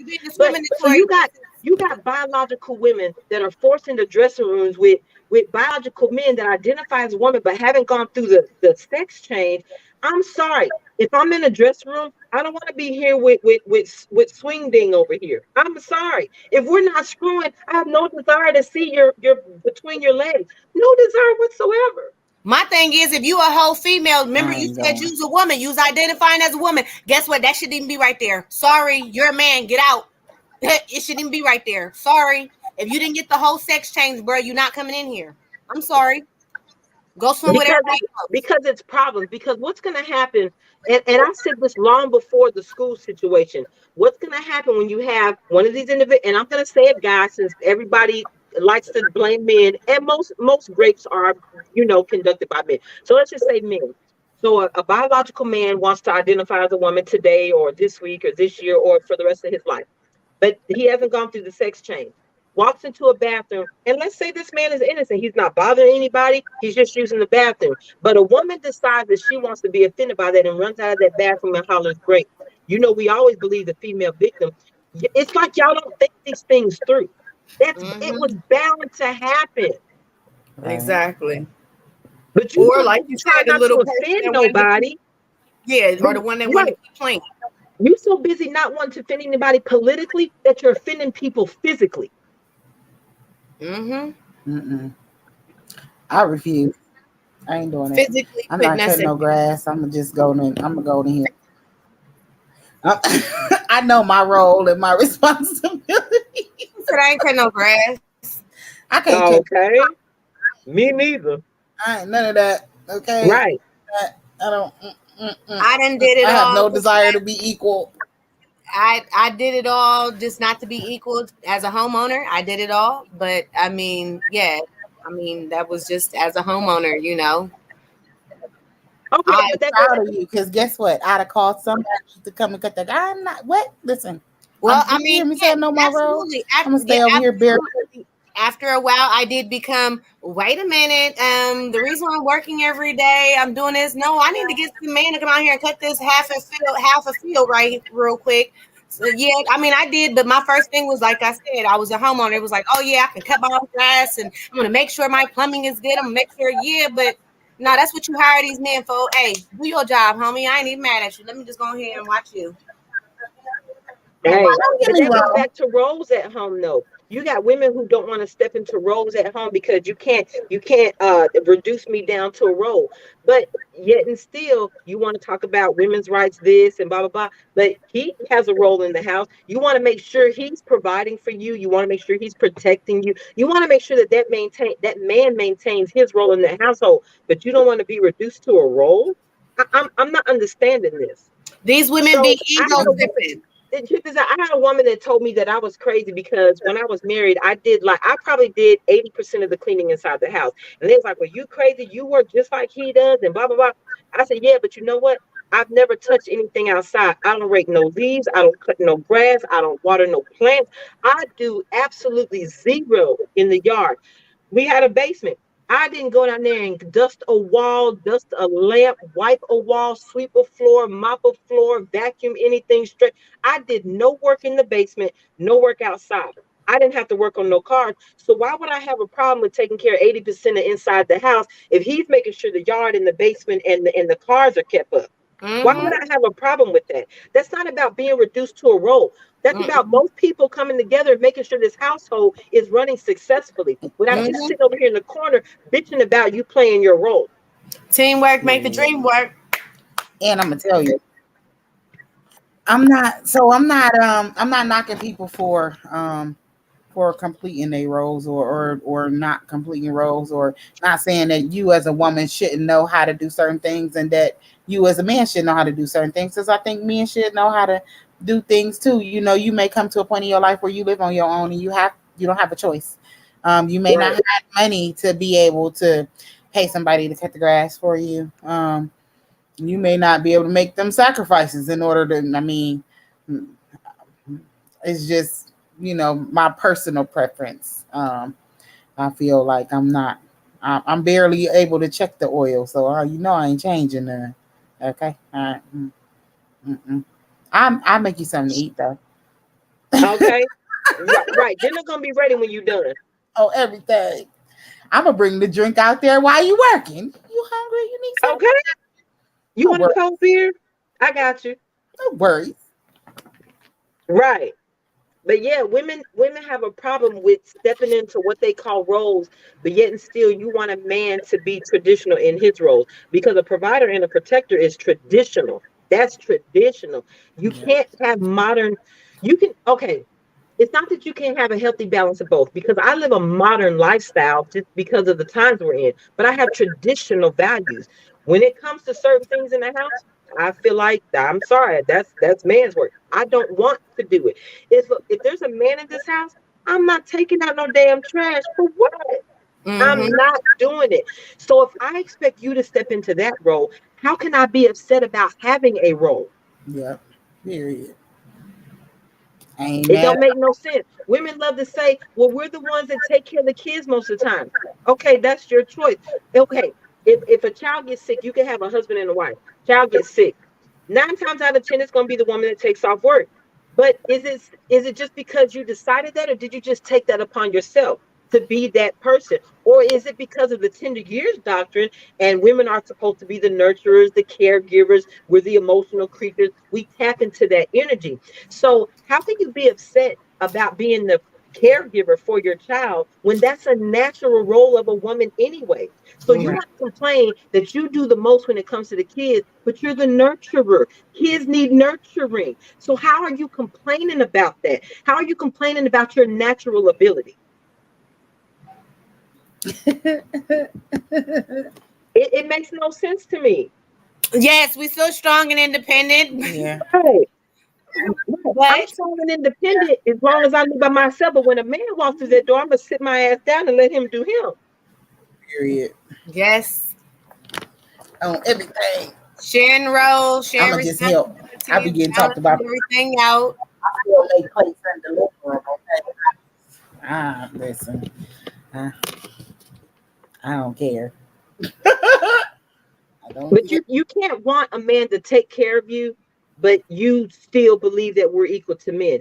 That's not how that works. Why, if you're equal to him, why does he need to take care of you? And then they wonder why men feel the way they feel about women today, because you're contradicting yourself. And women are gonna be the fall of their own feminist movement because they're too stupid to listen to reason.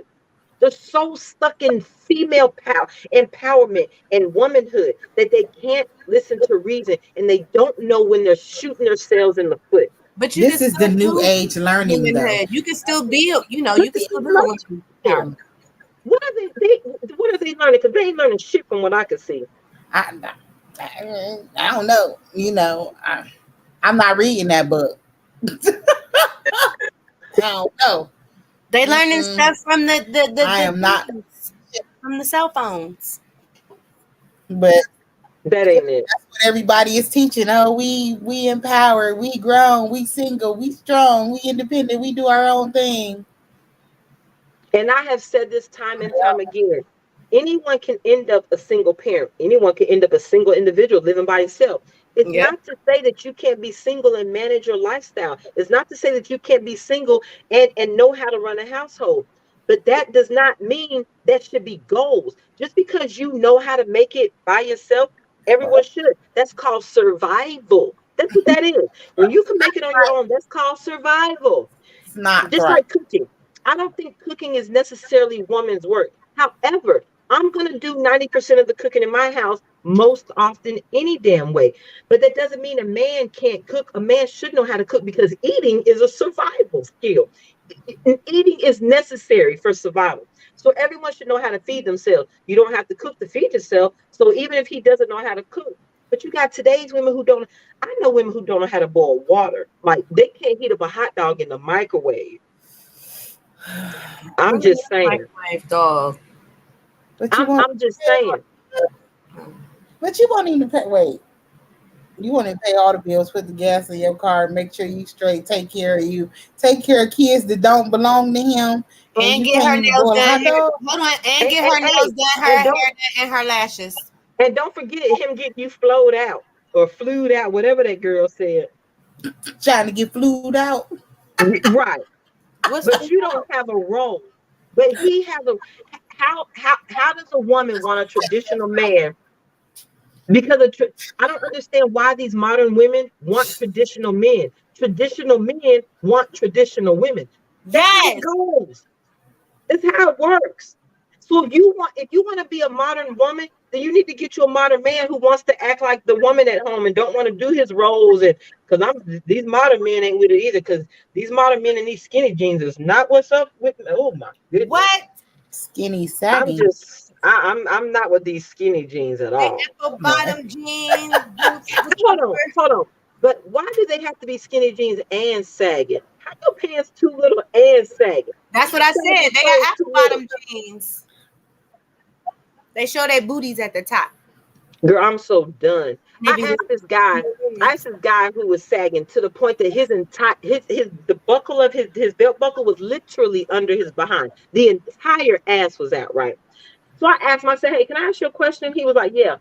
I said, would you go to your homeboy house and sit in his living room with just your underwears on? He was like, hell no. Why would you ask me that?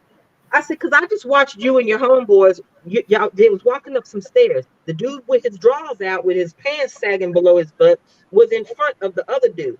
So the whole time they walking up the stairs, the dude behind him face was eye level with his ass. I said, well, his eyes was just he was just eye level with your ass the whole time he was walking upstairs, and the only thing in his vision is your underwear. So what the hell is the difference, sir? What's the difference? I don't want to see your underwear. If we're not screwing, I don't care if you're a man or a woman. I don't care if you're fat or skinny. I don't want to see your underwear. They call underwear for a reason. You wear them under your clothes. Well, I'm tired of I'm tired of seeing the top of her thong, and I'm tired of seeing his Hanes label. I'm sick of that. I'm sick of it. Pull your damn they ain't pants got Hanes label. They got name brand labels now. They got stuff I don't care who name on them. Pull your damn pants up. don't go on it. I don't care who name on it. I don't care if they Versace's, Tommy Hilfiger, Dolce and Gabbana. I don't give a damn who name on. Pull your damn pants up. That shit is unattractive. And in all honesty, it means you're available. Yeah, absolutely. And but yet when you try to tell them that, it's like, oh no, it don't. It's like, dude, do you think everybody in the world is saying the same thing for what? Do you really think everybody just saying it just because we just all made up the same thing? Like, oh yeah, that's meaning you're available. No, it don't. Ask all the jail niggas. Ask every male in jail, in prison, in incarceration. You ask them what that mean. They're gonna tell you the same thing. So with that being said, if they telling you and we telling you, the game is out. The story is out. So what you down telling us? You like men? Is that what you said? You like men? But Anissa, if they're so adamant that that's not what it means, why are you cool with having your homeboy walking behind you and all your underwear in his face? Why? No, the underwears be so thin, your ass be in his face. Y'all be basically y'all be halfway naked people, half naked, walking around like period.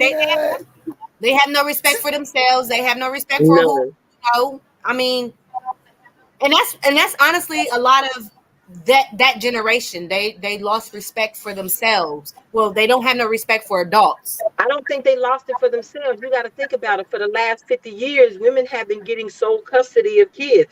This 50-year experiment, I mean, that's just what it is. So in the last 50 years, more and more women are getting custody of kids. More and more families are broken.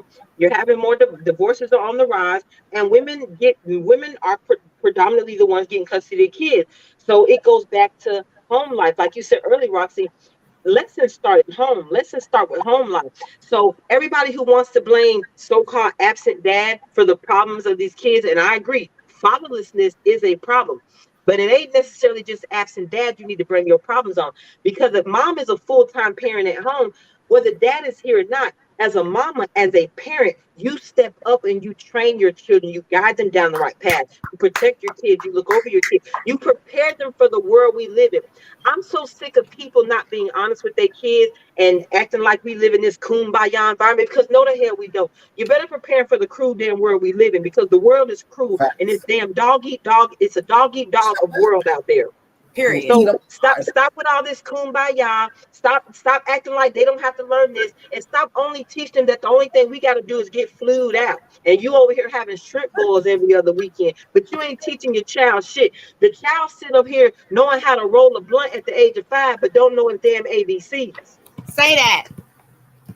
I'm sick of it. Or how come little homie don't know how to tie a shoe, but know how to cuss you out? The hell, little homie know how to cuss me out, but he don't even know how to tie your shoe. Hey, you say one more cuss word, I'm gonna trip you, little homie. Now, say girl, when I tell you I saw a lady with a 5-year-old, and I was like, hold on, that baby look like he's still wearing pull-ups. Well, you know they'll learn to use the bathroom when they want to. If you can ask for a damn cookie, you can tell me you got the pee. That's not, because the minute you start walking, mama counting down the days for them pull-ups, boy. You better figure it out. We is counting down the pull-up days. As soon as you start walking, them pull-up days, we count them down. What? Pot? Oh yeah, we saying potty every day. We saying potty 2 times a day. Yeah, we going to the potty when you ain't got the potty. We still going to the potty. Mommy got a potty? Let's go. Daddy got a potty? Let's go. Anybody got a potty? Let's go. Even when the dog go outside, that's cool. Guess what? Dog went to go potty outside. Guess what you about to do? Yay, it's your turn. Let's go to the potty. Right. No, he'll learn what he wants to. If it's up to you, his ass ain't never gonna learn nothing. Everybody learning. What? Everybody learning how to potty. Get your ass in this pot. Come on, let's go, homie. Right. Because if you can train a dog, how you got this whole 5-year-old kid ain't potty trained? Make it make sense. Just make it make sense. I'm so sick of these so-called these women and the tender years doctrine, all this in the best interest of, and for like I said, the last 50 years, y'all have had primary custody of these kids, and I'm looking at the end results, and I'm not impressed. Because they think they don't need no man in order to be able to raise them, and that's right. Just not true. It's just simply not true. Because first of all, it takes a village. First of all, it takes a village, not just you and that man. It takes a village. We done got rid of grandmama and them. We don't listen to friends. We cussing out teachers when they telling them the kids. So okay. So when you got a single mom who has kicked dad out or they got divorced, and I hate the women who say daddy left us. If y'all got divorced and the judge awarded you custody of the kids and awarded you the house, daddy didn't leave us. You got the house and the custody of the kids. You got the woman who's got the custody of the kids and stuff, right? You got this situation. She won't listen to the teachers when they telling you about the kid. You ain't talking to grandmama and them no more, so you ain't got no elders in your family that's teaching you no lessons. So you're the main influence of the child. When the child grows up to be a piece of shit, why are you blaming that on everybody else? You done told everybody else they ain't got no say-so in raising a child. But now it's everybody else's problem. They grow up to be nothing. But you done told everybody else you ain't got no involvement in this. So it takes a village, and we need to get back to that mindset. It takes a village to raise these kids. But y'all want to kick everybody out, then blame everybody else for what they turn out to be. Say that. Say that, Lord Jesus. I don't know. Just being around. I mean, I'm not worshiping. They're into materialistic things. Like everything is materialistic. So even when it's like, when you take something as in punishment, something small as in a punishment, you have to take a cell phone and it's the end of my life. I'm going to die. Oh my God, you didn't ruin my life because my cell phone, or, just like the smallest things is just like totally ruin the kids. They're so spoiled. But I mean, not necessarily cell phone, but anything, anything materialistic that they want. They will be boo-hoo crying. Oh my God, my life is over. You're killing me. I'm dying. And you know what I'm saying? They go through that whole drama. That whole drama thing. I don't care. She said, I don't care. I was out here getting beat with 3 switches tied together, and you crying because I took your phone. Get out my face. Oh, okay. Good. You'll be all right. What? Go outside, get my own dang. I don't care. And if you don't get your ass out my face. Now that's one thing I never did. My mama didn't do no switches. We got our whoopings when they were deserved. That's another thing. You got these parents now who don't believe in whooping the kids. Now there's a difference between beating, there's a difference between abusing, and there's a difference between disciplining your kids. Sometimes some of these kids need a little tapping on their behinds. Now you're supposed to be going all overboard. Yes. But some of these kids need to be tapped on their little thighs every once in a while. But if you do it right as a parent, you're not supposed to have to do it for the rest of their life. That part. And you're not supposed to be doing it forever. You won't. You won't. You don't want to whoop your kids. You got people now that are saying that, all whipping does is teach you that the only way you get what you want is through aggression. I got whooped as a child. It didn't teach me that the only way to get what I want is through aggression. It taught me that there were consequences to my actions. That's what it taught me. That I better not do that no more. I was gonna get tapped. Right. That's what it taught me. That was that. They always. I didn't play that. But it's a lot of modern parenting now that says if you hit your kid or you whoop your kid, that's abuse, or even if you disciplining your kid with physical contact, that's abuse because you should be able to talk to your child. But I'm like, Yeah, you do talk to your kid. That's what you do when they're kids. You do talk to your kids. You don't have to talk to adults. You shouldn't have to keep talking over and over to adults or teenagers over and over. Because I done said it to you many a times before when you were younger. You know, don't do that. Don't do that. So I shouldn't have to keep telling you that as a teenager. No, because we've already had that. You know, that situation when you were a child. If you wanted to throw that temper tantrum, I'm gonna tell you now. You get on that floor, I'm gonna walk you just like you got on that floor, buddy. Take the chances if you want to. I'm just saying,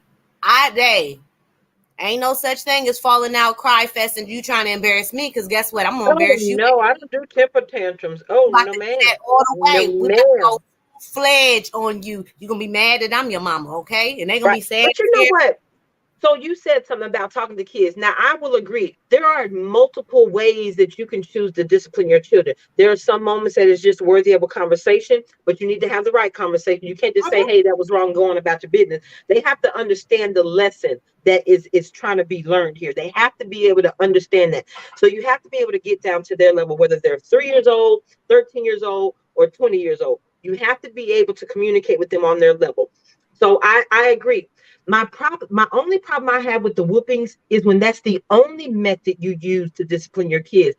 Every time they do something that's not worthy of you pulling out your belt. If that's the only method you have, then you don't know how to properly discipline. Then you need some assistance and you need to deal with your anger issues, because that shouldn't be the only method of discipline. Sometimes you just need to go in your room. Sometimes you need to stand in the corner. Sometimes you need your phone taken away. Sometimes we're going to have a conversation with you. Sometimes you're going to get your little behind tapped. It all depends on what the situation. It all depends on the age and the action that was taken, and what is a reasonable punishment for what you did. And like I said, sometimes it's just about them learning. Sometimes what happened to them as a result of their actions was enough that you didn't have to further that with the whooping. You could really say, yeah, I bet you learned your lesson, didn't you? Say like, that. The kid that don't understand what hot mean and they touch that hot out. You know what hot mean now, don't you? You ain't got to do nothing else. Now you know what hot mean. Punishment served. So it depends on the situation. So yes, if you're only pulling out a belt or a switch or a paddle or whatever you pulling out, then yeah, that's a problem, because that should not be your only method of disciplining a child. You need to know how to communicate with the child. You need to know how to talk to the child, and you need to learn how to teach them lessons. And it doesn't always involve you pulling out a belt. But that doesn't mean that just because you whoop a child that's abuse. Because we got whooped and we were not abused as kids. Speak for yourself. I was beat. Okay. Because I can say for certain 99% of the whoopings I got were well deserved. I can say that for certain. I can say that for certain. I felt like I didn't deserve that. All mine I deserved. I'm just saying. I know what kind of kid I was. And I'm the kid that also had to go get my own switch. Yes. No, I never had to do that. What? And I remember getting whooped with a broom one day because I was like, what? Didn't I say, wait, what? I was like, whoa. But yes, but that's back in the day. Probably back in the day, they were like, oh yeah, she was beating the hell out these kids. Hey, we was just getting some fresh, clean ass whoopings to make you say, I bet we're going to do that shit again. No, we're not going to do that. Okay. Matter of fact, I remember the last one I got, and it was the moment that I realized, okay, I'm not getting in trouble no more because my mama ain't playing. My mama always had one rule in the house. Even she don't like you getting in trouble, that you better not get in trouble that her job had to be called. My mama did not like being called to her job about no foolishness or about her kids acting out. So one day the school called my mama because I don't even remember what I did anymore. My mama let me know how serious she was when she said, don't have this school calling me at my job about you now. She came down to that school. Just so happened she showed up. I was in the cafeteria eating lunch. My mama whipped me in the cafeteria on lunch break in front of everybody. That was the last time I got in trouble. That taught me the most. I said, you know what? My mama really is crazy. I ain't doing this no more. That was it. It wasn't just the whooping, because you know what? I was a kid that whoopings didn't bother me. Yeah, you're gonna cry. They gonna hurt a little bit. But I was a kid that I remember when my mom used to ask me, do you want a whooping or do you want to be put on punishment? I'll take the whooping, because I'm gonna go in the bathroom and wipe these little tears off, blow my little snot nose, and I'm gonna go right back outside playing. When my mama found that out, she realized, okay, I'm gonna start whooping this little girl, and we're gonna start taking away some liberties. That broke me. I couldn't deal with having liberty stripped away from me. I'm like, okay, we need to get back to whoopings, mama, because I don't like this punishment. She didn't care. Nah, Mine did a I'm switch. over here like, how long is the punishment? You said 30 days? Girl, let me tell you. I'm going to go ahead and one take day, the 30 days. One time, and I'm not gonna lie, what I did was too much for a child, and I could then I thought it was a bit of an overreach, but now as an adult, if this was my child, I would have been flabbergasted. But one time I got put on punishment so long. I lived in Germany at the time. My friends thought I went my friends thought I went to the States for summer. I was on punishment the entire summer, from the minute school let out to the day school went back in, the entire summer. Guys had to watch my friends play outside in my front yard. What you mean? I be out the window like, hey, what y'all doing? Yeah, get to my house and play in the front yard. Like, that was the last. I didn't do that no more. I wasn't even allowed to do that. Ain't no, hey, what y'all doing? I said, get your ass in that damn window. Don't put your ass in that damn window. You come my window, like everything. Shit was so cutthroat, y'all. I ain't gonna even lie. One day, my peoples was going skating. I was supposed to get off punishment the very next day. She looked at me and said, I said, Mom, please, I get off tomorrow. Please let me go tonight. You ain't off tonight. You go tomorrow. Okay. Get out my face. I'm like, you can go tomorrow. Woman is psycho. I be laughing because I be doing that to my kids now. Like, nah. You ain't off today. Goodbye. But you know what, Roxy? I've always thought that was part of the problem and where we are and how we treat our kids now. So you know, back in the day when you were getting whoopings, getting on punishment, whatever, all of us had probably said, oh, I can't stand my mama. I ain't going to raise my kids like this. I'm going to let my kids go to sleepovers. I'm going to let my kids do this. I'm going to let my kids do that.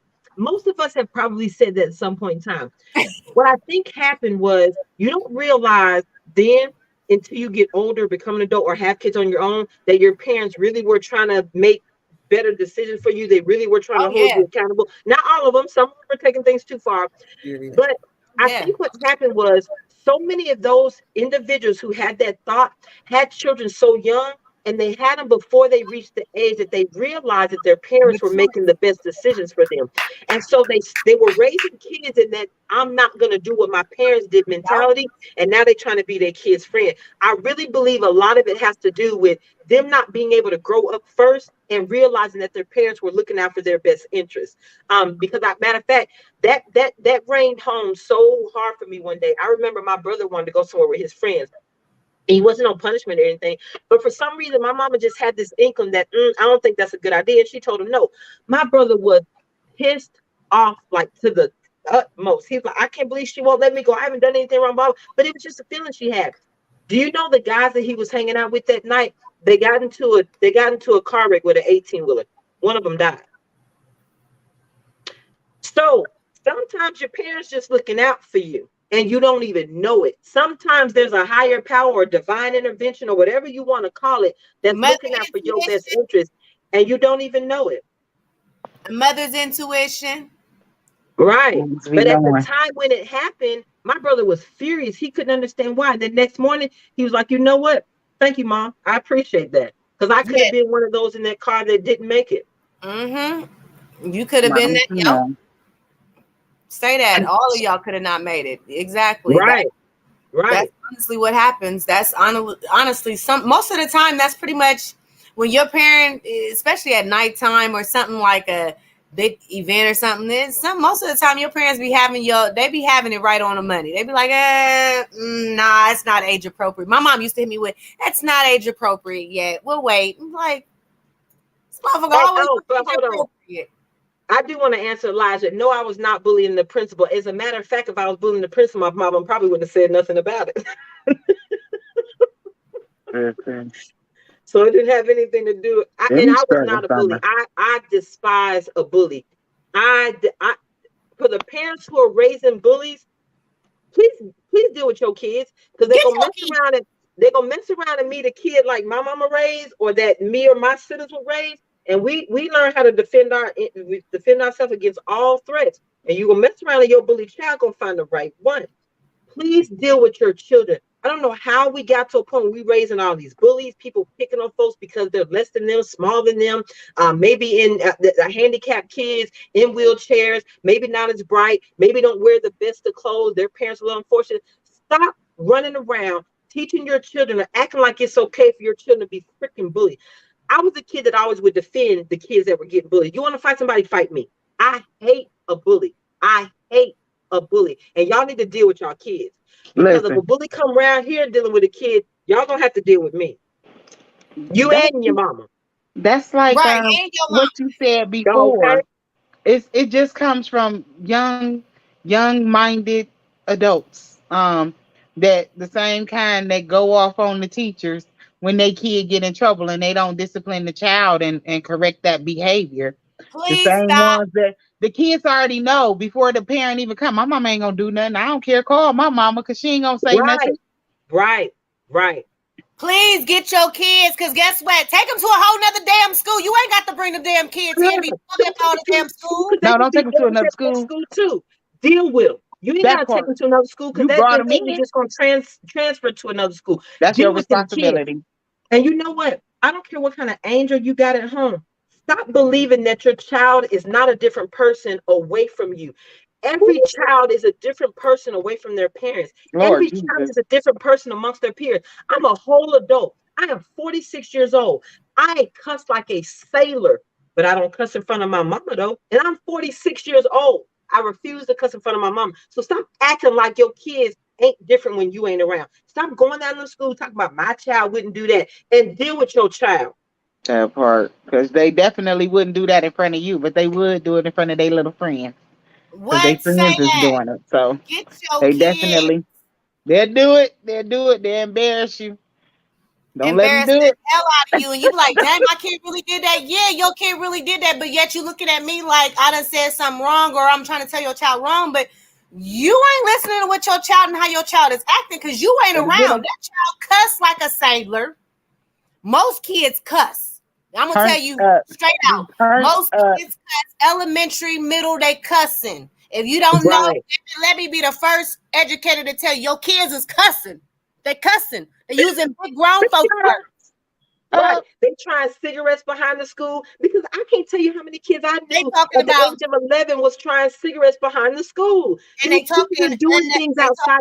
But hold on. You know why your kids are doing things outside of your presence? Because they learning it from you. So all that grown up behavior you conducting in front of your kids, they doing it when you ain't looking because they learning from you.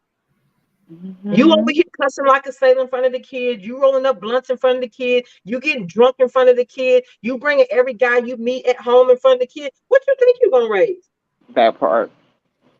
So stop acting like what your kids won't do when you ain't around. Because kids are, especially kids are assholes. They're honest assholes. Period. And then listen, even if you instill values in your child and you do the best you can, some kids is influential. Some kids is still gonna go out there and they gonna learn and they gonna do whatever it is. They be followers, so they can go out there and do whatever it is that these other kids is out here doing. Because I got kids in my program that, like, you know good and well, your mama would not let you. Seriously, you got like this what we doing. It's just because they followers. That kids like to imitate what other kids is doing. So true. If they got phones and they watching everything on TikTok, you ain't gonna tell me what these kids ain't doing. They got too much access. That's another thing. I was talking to this woman. She had a child. The child was 6, right? And the child had a cell phone. I was like, why does a 6-year-old need a cell phone? She was like, well, you never know when there might be an emergency. They may need to contact me. I said, okay, well, how long has your child had a phone? She said about a year. I said, okay, has your child ever pick up a phone to call you? Well, no. Okay, but does your child have a call log? Well, yeah, they talk to their friends. I said, so hold up. At the age of 6, at what point in time is a 6-year-old not going to be with adult supervision?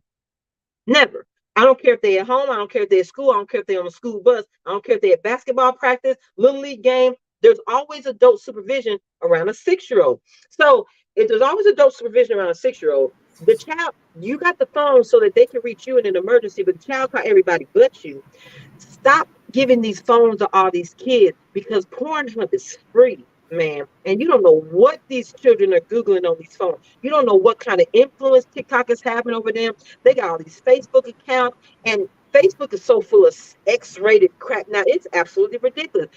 These kids are learning adult lifestyles, Yes.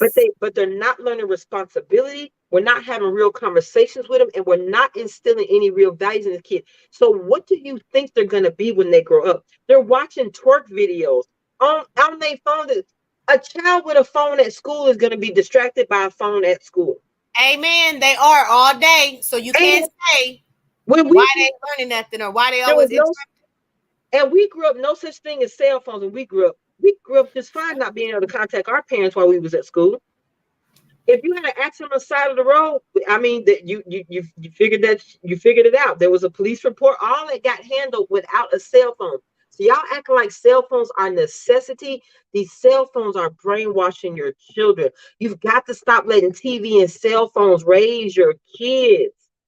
Stop allowing them to be distracted by all this social. It's too much adult content on cell phones. They have too much access to adult content. Stop allowing all of these babies to have these social media accounts raising them, because what they're learning is adult behavior, but we're not teaching them to respond like adults. We're not teaching them to be responsible like adults. We're not teaching them that there are consequences for actions like adults. You're allowing these kids to get away with murder damn near, and they're learning to get away with murder by having all this cell phone technology. Don't get me wrong. I'm not saying that there are situations where it doesn't benefit you. You got the Uvalde school shooting situation. That's different. It's right. But when I tell you, I'm watching these kids, I'm watching 5-year-old kids being glued to cell phones. And every time they cry, you hand them a cell phone. Every time they get a little antsy or a little irritated, you throw them a cell phone. You're doing everything but raising them. You're doing everything but gearing them. You're doing everything but steering them. You're doing everything wrong. Everything but being a parent. You know what you could give kids? And I know people hate them back in the day. You know how they used to give them crossword puzzles? I loved crossword puzzles when I was a kid. Those jumbos. No, my grandma, she's from the country, and she wouldn't, like, her gifts wouldn't be like any type of, regular gift. It would be something mental, reading or something like that, or something that she made. But yeah, kid you not, them jumbos and coloring books, those help you with your idle mind. You want to learn a new word, learn a whole bunch of words. Here you go, crossword puzzles. And hey, even for the weekend, when I wanted to do things on the weekend and I was, getting of age, and okay, you did your chores, but you ain't did nothing, especially during the summer, and you ain't did nothing during the summer for 2 weeks. You ain't did nothing educational. My mom used to get me with that. You'd be like, what? You ain't doing nothing educational, so I need a book report on dogs or whatever book you read last, or oh yeah, your ass was talking about you wanted to go see that movie. Now write an essay about that movie. You see, you be looking like, what? My mama did that. But in the summer, we had to write essays. And my mama didn't care what it was about. If you wanted to be about a dog, now, but you was gonna learn something new, and you was gonna teach me. You were gonna write an essay during the summer, because you was not gonna sit up here and just kick ball all summer long. Learning doesn't stop because school is out at all. Learning is an everyday, all day occurrence. But if you allow your children to take those breaks, what are you doing? You're stunning your kids. That's all you're doing. We were required to do schoolwork during summertime because my mama refused to raise an idiot. She refused to raise an idiot. We was reading encyclopedias and everything when we were kids. Oh my God, I hated them. I loved them. I loved the encyclopedias. Whatever the hell them things were. Britannica, yeah, I loved them. Like, yeah, you got to do a book report. My mom be like, okay, well, you got to do a book report because you said you wanted to go out this weekend, so you got to do the book report before the weekend. So you be looking at her like, and then you want me to do the multiplication things, then you want me to do this. And I mean, my mom used to load me up. If I was in algebra, I would have algebra stuff. If I was in geometry, calculus, you name it. I mean, homework all the time. It was homework you got to learn, like you said. Even in the summer, you got to learn. Right. Make me feel bad. I was a nerd, y'all. She didn't have to make me do none of that. I used to just sit in the living room with a stack of books stacked up one behind another and read all day long. That was my favorite thing to do. Like, I was the kid that used to read the dictionary. I was determined that every day I wanted to learn a different word, and I would learn how to use it in a sentence, and I would make sure I found some kind of way to use that word a few times in a day. I was just that kid. I was interested in words. But now it's like we don't want to do that because our kids don't like it. It don't make them happy. Your kids don't understand the value. That's why it don't make them happy. But while we're speaking on kids and raising them, I'm going to address this to the Black women in the community because I'm Black, my mama Black, all the ladies on the panel, we all Black. I'm going to say this: stop raising your boys to believe that the only career path they can have is a football player, a basketball player, or a rapper. Please stop. Please stop with that being the only dreams we have in the Black community. Please. I don't understand why we got to that point where the only thing we could do is run up and down the field with a ball in our hand or across the stage with a microphone in our hand. There can be other things. Allow your kids. It's like we run to put our kids in basketball and football, but there are other things that your kids can engage in. Let them explore their minds when they're young. Allow them to venture off into. You never know what kind of niche you may uncover when you let your children explore. Stop reducing them to a fucking football player. I'm not saying that they can't be a great football player, but everybody can't beat Tom Brady. And because everybody can't beat Tom Brady, stop acting like every Black boy in the hood is going to be the most popular football player. Everybody don't make it to the NFL. We need some electricity. Allow your children's creativity to soar. Allow them to do different things. Don't get me wrong. They may be great at basketball and football, but why is that the only dream we push in the Black community? Why is that the only thing we think our little boys can do? Why is that? I don't know, because I say baseball make more money, so I've always tried to push more Black boys towards baseball because it makes more money. There is no cap when it comes to that. I mean, I never understood why the hell you want to run back and forth anyways, being hit and pushed and doing all that or messing up your knees and all that, and all you got to do is hit them little bases. 1, 2, 3, you're done. You go sit back there, you make millions of dollars, you spit out a couple sunflower speeds or put the big old bazooka chewing gum in your jaw and call it a day and still make money. There's no cap. That's what I'm trying to teach a whole lot of Black young men. Play baseball. You can play tennis. There's a lot of young men that can play tennis. But hold on. Why do we have to only focus on sports? Why you can't be an astronaut? Why you can't be a physician? Why do we only push our boys to be sports? You know what? You know the problem I have with that? Pushing little Black boys to only be good at running up and down the field ain't no different from slavery. You're only using them for the physical abilities that they have. That's no different than slavery. I'm not saying they can't be great. I'm not saying that you can't. I'm not saying that you may not have the next Michael Jordan on your hands, but every little Black boy is not going to be the next Michael Jordan. So stop acting like the only thing our Black boys are good at is running up and down somebody's damn field with a ball in their hands. Not only that, you gotta have something to fall back on. Like, we got more talent than that. Stop acting like that's the only thing we can do. That pisses me off. There's definitely other avenues to take. We don't even utilize our basic skills that are available, and they make good money. Carpenters make good money. Electricians make good money. Plumbers make good money, and they in scarce supply because we don't teach that kind of stuff. Because matter of fact, if you call a plumber to your house, a plumber gonna charge you $75 to $150 an hour. The minimum job, 3 hours. So just because they knocked on your door, that's gonna cost you $225 because he knocked on your door. He did nothing. He ain't evaluated nothing. He ain't looked at no pipes. He ain't fixed nothing. Just because he knocked on your door, that's $225 minimum, ma'am. So stop teaching our kids that that's the only talent that they have. I'm so tired of that narrative. Let your children explore. Let them be creative. Let them venture. Let their minds wander. You never know what you will uncover in a kid when you let them be them. And stop pushing them down a sports path.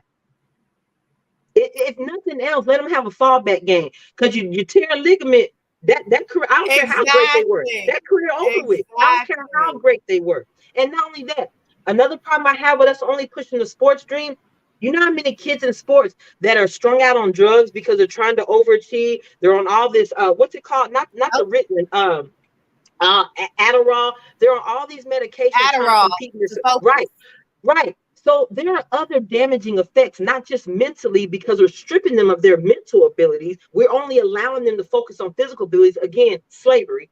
So you only allow them to focus on physical abilities and not mental abilities. And those physical abilities also come with other issues, like the medications. Yes. They're always trying to compete and be the best. So they're taking enhancement drugs. And so we're raising our children to, one, not only be nothing but physical laborers, but we're also raising them to compete in an environment that forces them to want to take drugs because they want to compete. Because, like I said, everybody can't be Tom Brady, everybody can't be Michael Jordan, but everyone's trying to be on that level. So everyone's taking medication to be on that level. Stop destroying your children for a basketball dream, or because you want your son to be a basketball star so mama don't have to work no more. Stop doing that to your boys. That's normally what they like to say. So I can retire. Come on, so you can take care of me. I want to retire. It's like, damn, you really don't do much. Now you teaching them to play football or this sport, or you're pushing them into this sport, and you really aren't doing anything. You just ready for your kid to make you some money. I say if sports are actually extracurricular. I've never thought when me growing up, that's just me. I've always thought sports was extracurricular. Don't get me wrong. Yes, Michael Jordan's, Tom Brady's. Absolutely. I understand. Those are important people that play sports because they're professional sports players, right? Totally understand that. But I've always seen that as like, extracurricular. You got to get your education first because education is the key. You want to show people that you can manage your own money because a lot of them, hell, they got money and yet you can't even manage it. You got millions of dollars and yet your accountant got more money than your ass do because guess what? You're not smart enough to know how much money your ass got. And your accountant is making more money than your dumb ass because guess what? He eating off of you. But you know what? That also transitions off into college. So you got the kid that you've been pushing to football, right? He in high school, he was the football, the quarterback and all that. So he's had a great football career up until high school. So now you got all these colleges looking at him and stuff. Everybody wants him to go here and play for this college. That's all a money grab. But when he gets to college, if this kid is really great in sports, you know what's going to happen when he gets to college? Those college professors and coaches ain't gonna give a damn about his mental state. They're not gonna give a damn about his education. Matter of fact, they're gonna help him pay for people to take his test for him, to do his homework for him. You know what? So they can line their pockets up. So now when your son is, and maybe now he's getting people looking at him, the NFL draft and all this other stuff, but he goes out there and tears that ligament. Yeah, he went to college, but what he got to show for but a torn ligament? Because in college, they don't give a damn about your education when you hear on a sports scholarship. They don't give a damn about that. They cool with you being stupid, especially if you're melanated. They cool with you being, they gonna help you be stupid when you're melanated. So stop pushing your boys to be nothing but physical labor. Stop acting like the only ability they have is running up and down the court with a damn ball in their hands. Because let me tell you something anyways, I just want to also make something kind of clear. If that young man lives in your house and he is working on, let's say, plumbing, something messed up in your house that he's living in, that baby know how to now fix that plumbing, right? Now you ain't got to wait on that landlord, right? Or you ain't got to keep, I got to put it in escrow because ain't nobody coming to, guess what? That baby is knowledgeable. Now his ass can go down there and get that plumbing situated, right? That's what that education do. That's what that electrician can do. He can fix that electric and you ain't got to worry about, someone else coming out here and getting that done for you. Because guess what? He's going to school for that. Push your kids something that's going to make the world a better place. I know how to take a damn toilet apart. And I'd be damned if I raise a son that don't know how to take a damn toilet apart. If I know how to take a toilet apart, I'd be damned. I'm sorry, we're not teaching our kids survival skills. We're not teaching them to survive in the world that we live in. And it breaks my heart that we, as parents, we cool with sitting back and watching them self-destruct. We're cool with watching this level of foolishness, this lack of accountability, these parents that ain't really parents. I'm sick of it because I'm watching the result of what these single parent households have created, and it's sad. It is sad, and I don't know where we are, but when I read in Bloomberg that they said America is currently facing a talent recession, This is where we at, because y'all believe we can't do nothing but run up and down the court with balls in our hands. That's pretty much all we can do. Nobody wants to go to trade school because y'all push college so much that you're shitting on the plumber, you're shitting on the electrician. But you know what? Exactly. Everything that they learn in it, first of all, everything that you learn in the book is history. If it's on paper, it's history. If it's in a book, it's history. Not saying that you can't learn from it, but every single solitary word in a book is history. What are they going to learn that's going to help them in the future? So stop shitting on trade schools, because even though we live in this social media world and everybody wants to be YouTube famous, social media celebrities and all that nonsense, that's all fine and dandy. You can have a successful YouTube channel, but when that internet go down because that grid go down, what the hell your YouTube channel going to do? And we need to learn how to manage our money that we do have. I'm just saying, they don't teach us that kind of stuff either. And it's very, very important, because that's the reason why a whole bunch of people end up being broke when they started out with a whole bunch of money, because they didn't know what to do with it. They didn't know how to manage it, and they didn't know where to place it in order to help it to be able to grow.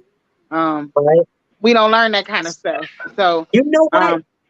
Now that you brought it up, I actually had a friend that told me he knew somebody who played for the Cowboys.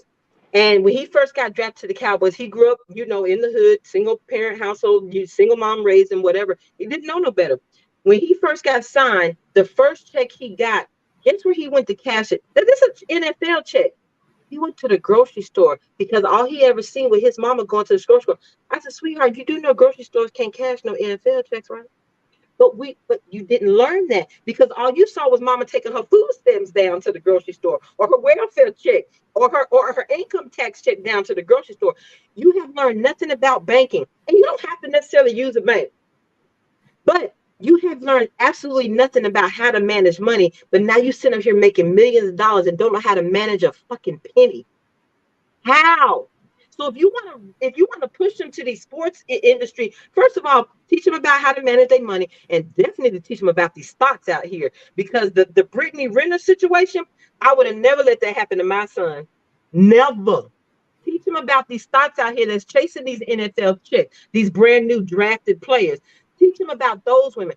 Oh, my bad, I forgot. You one of them women, so you can't teach your son about them women. Shut up now. What she say? I'm just saying, we're setting our kids up for failure, and I don't understand why we're all cool with that. Don't know no better. They think it's cool. That's it. That's all. You don't want to know. It's not that you don't know no better. It's the fact that you don't want to know no better. You don't want to know no better. You want to say, well, I didn't know. Well, you can't keep giving excuses for everything now. Damn.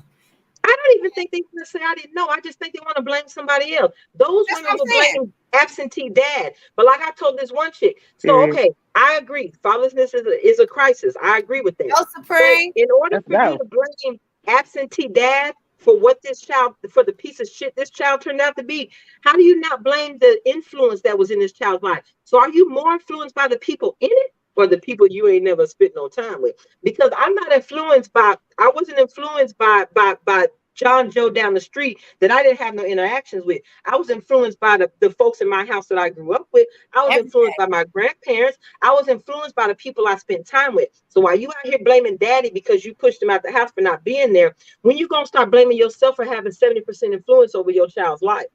Because you was the one that had most of the influence over your child. You and the teachers. But you didn't listen to the teachers, so we're going to blame you. Say that. You don't want to listen to the educator when we're trying to tell you. When we're trying to help you. We're trying to help him, help them, help all the kids. You want to go down our throat. Hey, let the have them, right? And when you can't find groceries at the grocery store, it's because we ain't got no CDL drivers. But y'all think all we can do is run up and down the field with a ball in our hands. But nobody wants to earn a real living. Nobody wants to be responsible. But society, the things that we enjoy in society do not exist without infrastructure. They don't exist. None of this stuff exists without truck drivers. None of it. Without truck drivers. Hell, we can't get no lumber. We can't get none of that.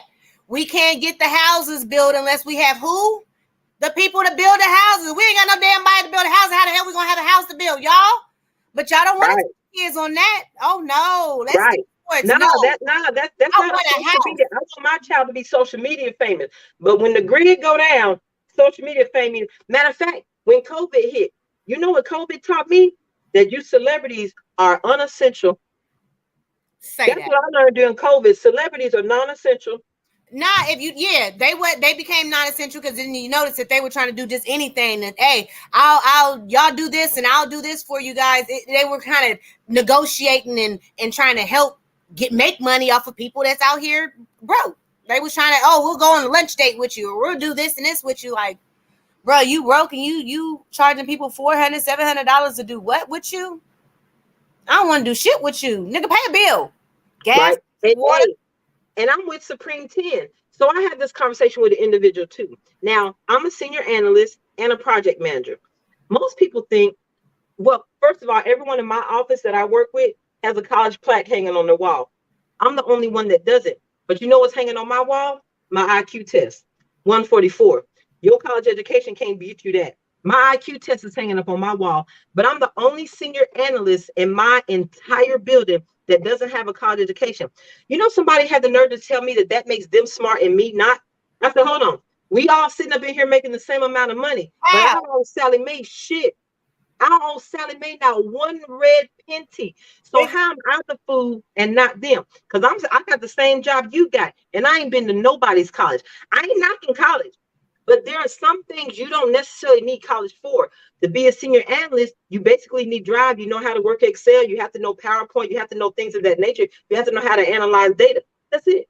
Those are all things that you can learn if you have a desire to learn those things. When I decided I wanted to be an analyst, I started, YouTube University. I am a proud graduate of YouTube University. I learned how to build charts. I learned how to do pie graphs. I learned how to look at data and analyze it. And I'm a senior analyst and a project manager now. And don't owe Sally Mae shit. So stop. And that's another thing. I will never shit on a higher education, but stop acting like a higher education only involves a college degree. There is so much more to education than just what they're teaching you in a classroom in college.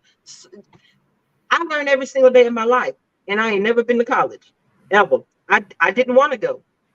I just did. Not that I couldn't go, not that I ain't had the grades. I just didn't want to go. The main reason why I didn't is because at the time I had no idea what I wanted to be. So I was like, you know what, mama, let's not waste no money on college because I have no idea what I want to do with my life right now. Let me take a break. Just so happened I started working in that break, and I've just been going for it. I've been learning along the way. I've been making my own path. I've been doing what I wanted to do. So when I said, you know, when I'm tired of this job, I'm gonna go try this job over here. But I have a desire to learn, and there's nothing on this planet I can't be taught. There's nothing in this world I can't learn because I want to learn it. When I decide I want to do something, I'm going to put my energy and effort into learning how to accomplish a goal. So I applaud a higher education, but it doesn't necessarily have to come in the form of college. Period. Yes, Joe is wiping out a lot of debt, ain't he? And I'm about sick of that too. Hey, I'm just all I'm saying is don't do that, Roxy. Don't do that. He's knocking all the debt out. You know what pisses me off about it? The people who want their debt wiped are mainly complaining about the fact that they haven't found a job that pays enough to substantiate or to take care of their college debt that they have. So if the job you have doesn't necessarily cover the cost of the education you got or what you learned in school, if it's not working for you, then why, if you don't want to pay for it, then why the hell should I pay for what you didn't learn? Or the fact that, okay, you know how they tell you in college when you hear all those ads about, oh, you're guaranteed to get a job in your field. Okay, if I went to school to get a medical degree, you could be a receptionist at a one of them Prima Cares or whatever them overnight them little quick emergency little clinic places. Mm-hmm. You ain't making that much money, but you in your field. Mm-hmm. So just because they guarantee you a job in your field does not mean you're gonna be making six figures. Don't mean you even gonna be making $60,000 a year. But y'all ran out there and got all this college debt and all that, wanted to get this higher education. And what has it gotten you besides begging for someone else to pay for it? So if you don't want to pay for it, what the hold on. If you don't want to pay for it, what the hell make you think I want to pay for it? Right. They making, well, a lot of them, I mean, unfortunately, they can't find those type of jobs. They can't find what they went to get their degree for. That's my problem. It's not there. Why is that my problem? It's not. The way they see it is it's an economic problem because they can't find those quote unquote jobs that they went to school for. But if that's the case, then everybody who didn't go to college, we all got to chip in now and pay for this shit. Since the ones who didn't go, we all get to go for free now, and everybody get a degree on their wall. They should. That's what they saying. That's exactly what they just said. Everybody go to school for free and everybody get a degree on their wall. That's exactly what they saying. I mean, yeah, that's pretty much what they saying in a nutshell. I was one of those people that went to school, and I was just so fortunate got my mama back her money because I made the dean's list or the dean's list in college. So she got a chance to get most of her money back. The only thing she had to pay for was like, I guess my room and board, I guess. But other than that, I agree with that. Yeah, it's more control. You're right about that. And I promise you, I am so glad I don't have any college debt. College debt, doesn't that stay on your life forever? Pretty much to the day you die, walk up out of here. It's on your debt because it's your education. So unless you got a way to pay it or wipe it down, that's all.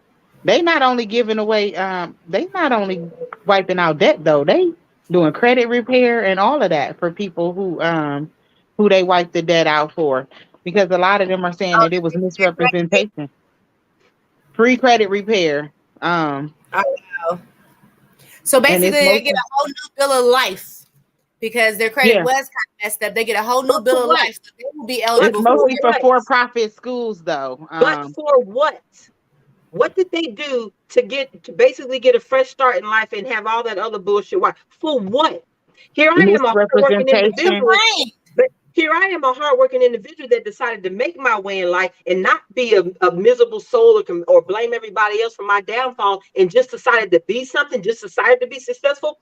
What have they done that they just, you know what, you get a fresh start? What the fuck is my fresh start? They complained. Crybabies. And I'm sick of it. That's what they did. They filed a lawsuit. Okay. I'm sick of frivolous lawsuits. That's what they did. I'm sick of frivolous lawsuits too. I'm sick. I've been sick of frivolous lawsuits since that man sued McDonald's over that hot coffee. Where the hell you go that coffee ain't served piping hot? Yes, girl. I was dead after that. Oh, that's for real. That's for real. Real life. Real life, anything can fucking happen. That's honestly to tell you right now. In real life, anything can happen. Let me tell you. And at school, you know what they taught us? Because I went to school for that same very thing. I went so I could be a paralegal. And they said you can sue anybody for any reason at all or no reason at all. It's all about who got the best argument at the end of the day. Right. That's the point. Did y'all hear about the girl who was trying to get an insurance claim? So she was having sex with a guy in the car, right? Voluntary consensual sex in the car. Well, he happened to have an STD and gave it to her. Do you know she is suing his insurance company because she said she got injured in his car? Because you couldn't keep your legs closed and you letting somebody run up in you raw. Now it's the insurance company's fault because you was having sex in this man's car? No, it's his fault, but the insurance company is insuring him. So now they have to prove beyond a shadow of a doubt that they're not liable. The insurance company likely gonna have to pay. Oh yeah. But that's so crazy to me because you careless with your lifestyle. My thing about vehicular homie got insurance. If the car is not moving, and it ain't no act of God, no hail damage or flood damage, baby, I'm sorry. This is not a moving violation. We cover moving violations. But see, it's people like that. The reason why they start changing all this language in these contracts, the reason why when you got flood insurance and a hurricane comes through, they say, oh, well, baby, you got flood insurance, not hurricane. Well, the hurricane is what caused the flood, but you got flood insurance, not hurricane insurance. It's people like y'all that have these frivolous lawsuits. The reason why the rest of us hardworking individuals get screwed. Yeah.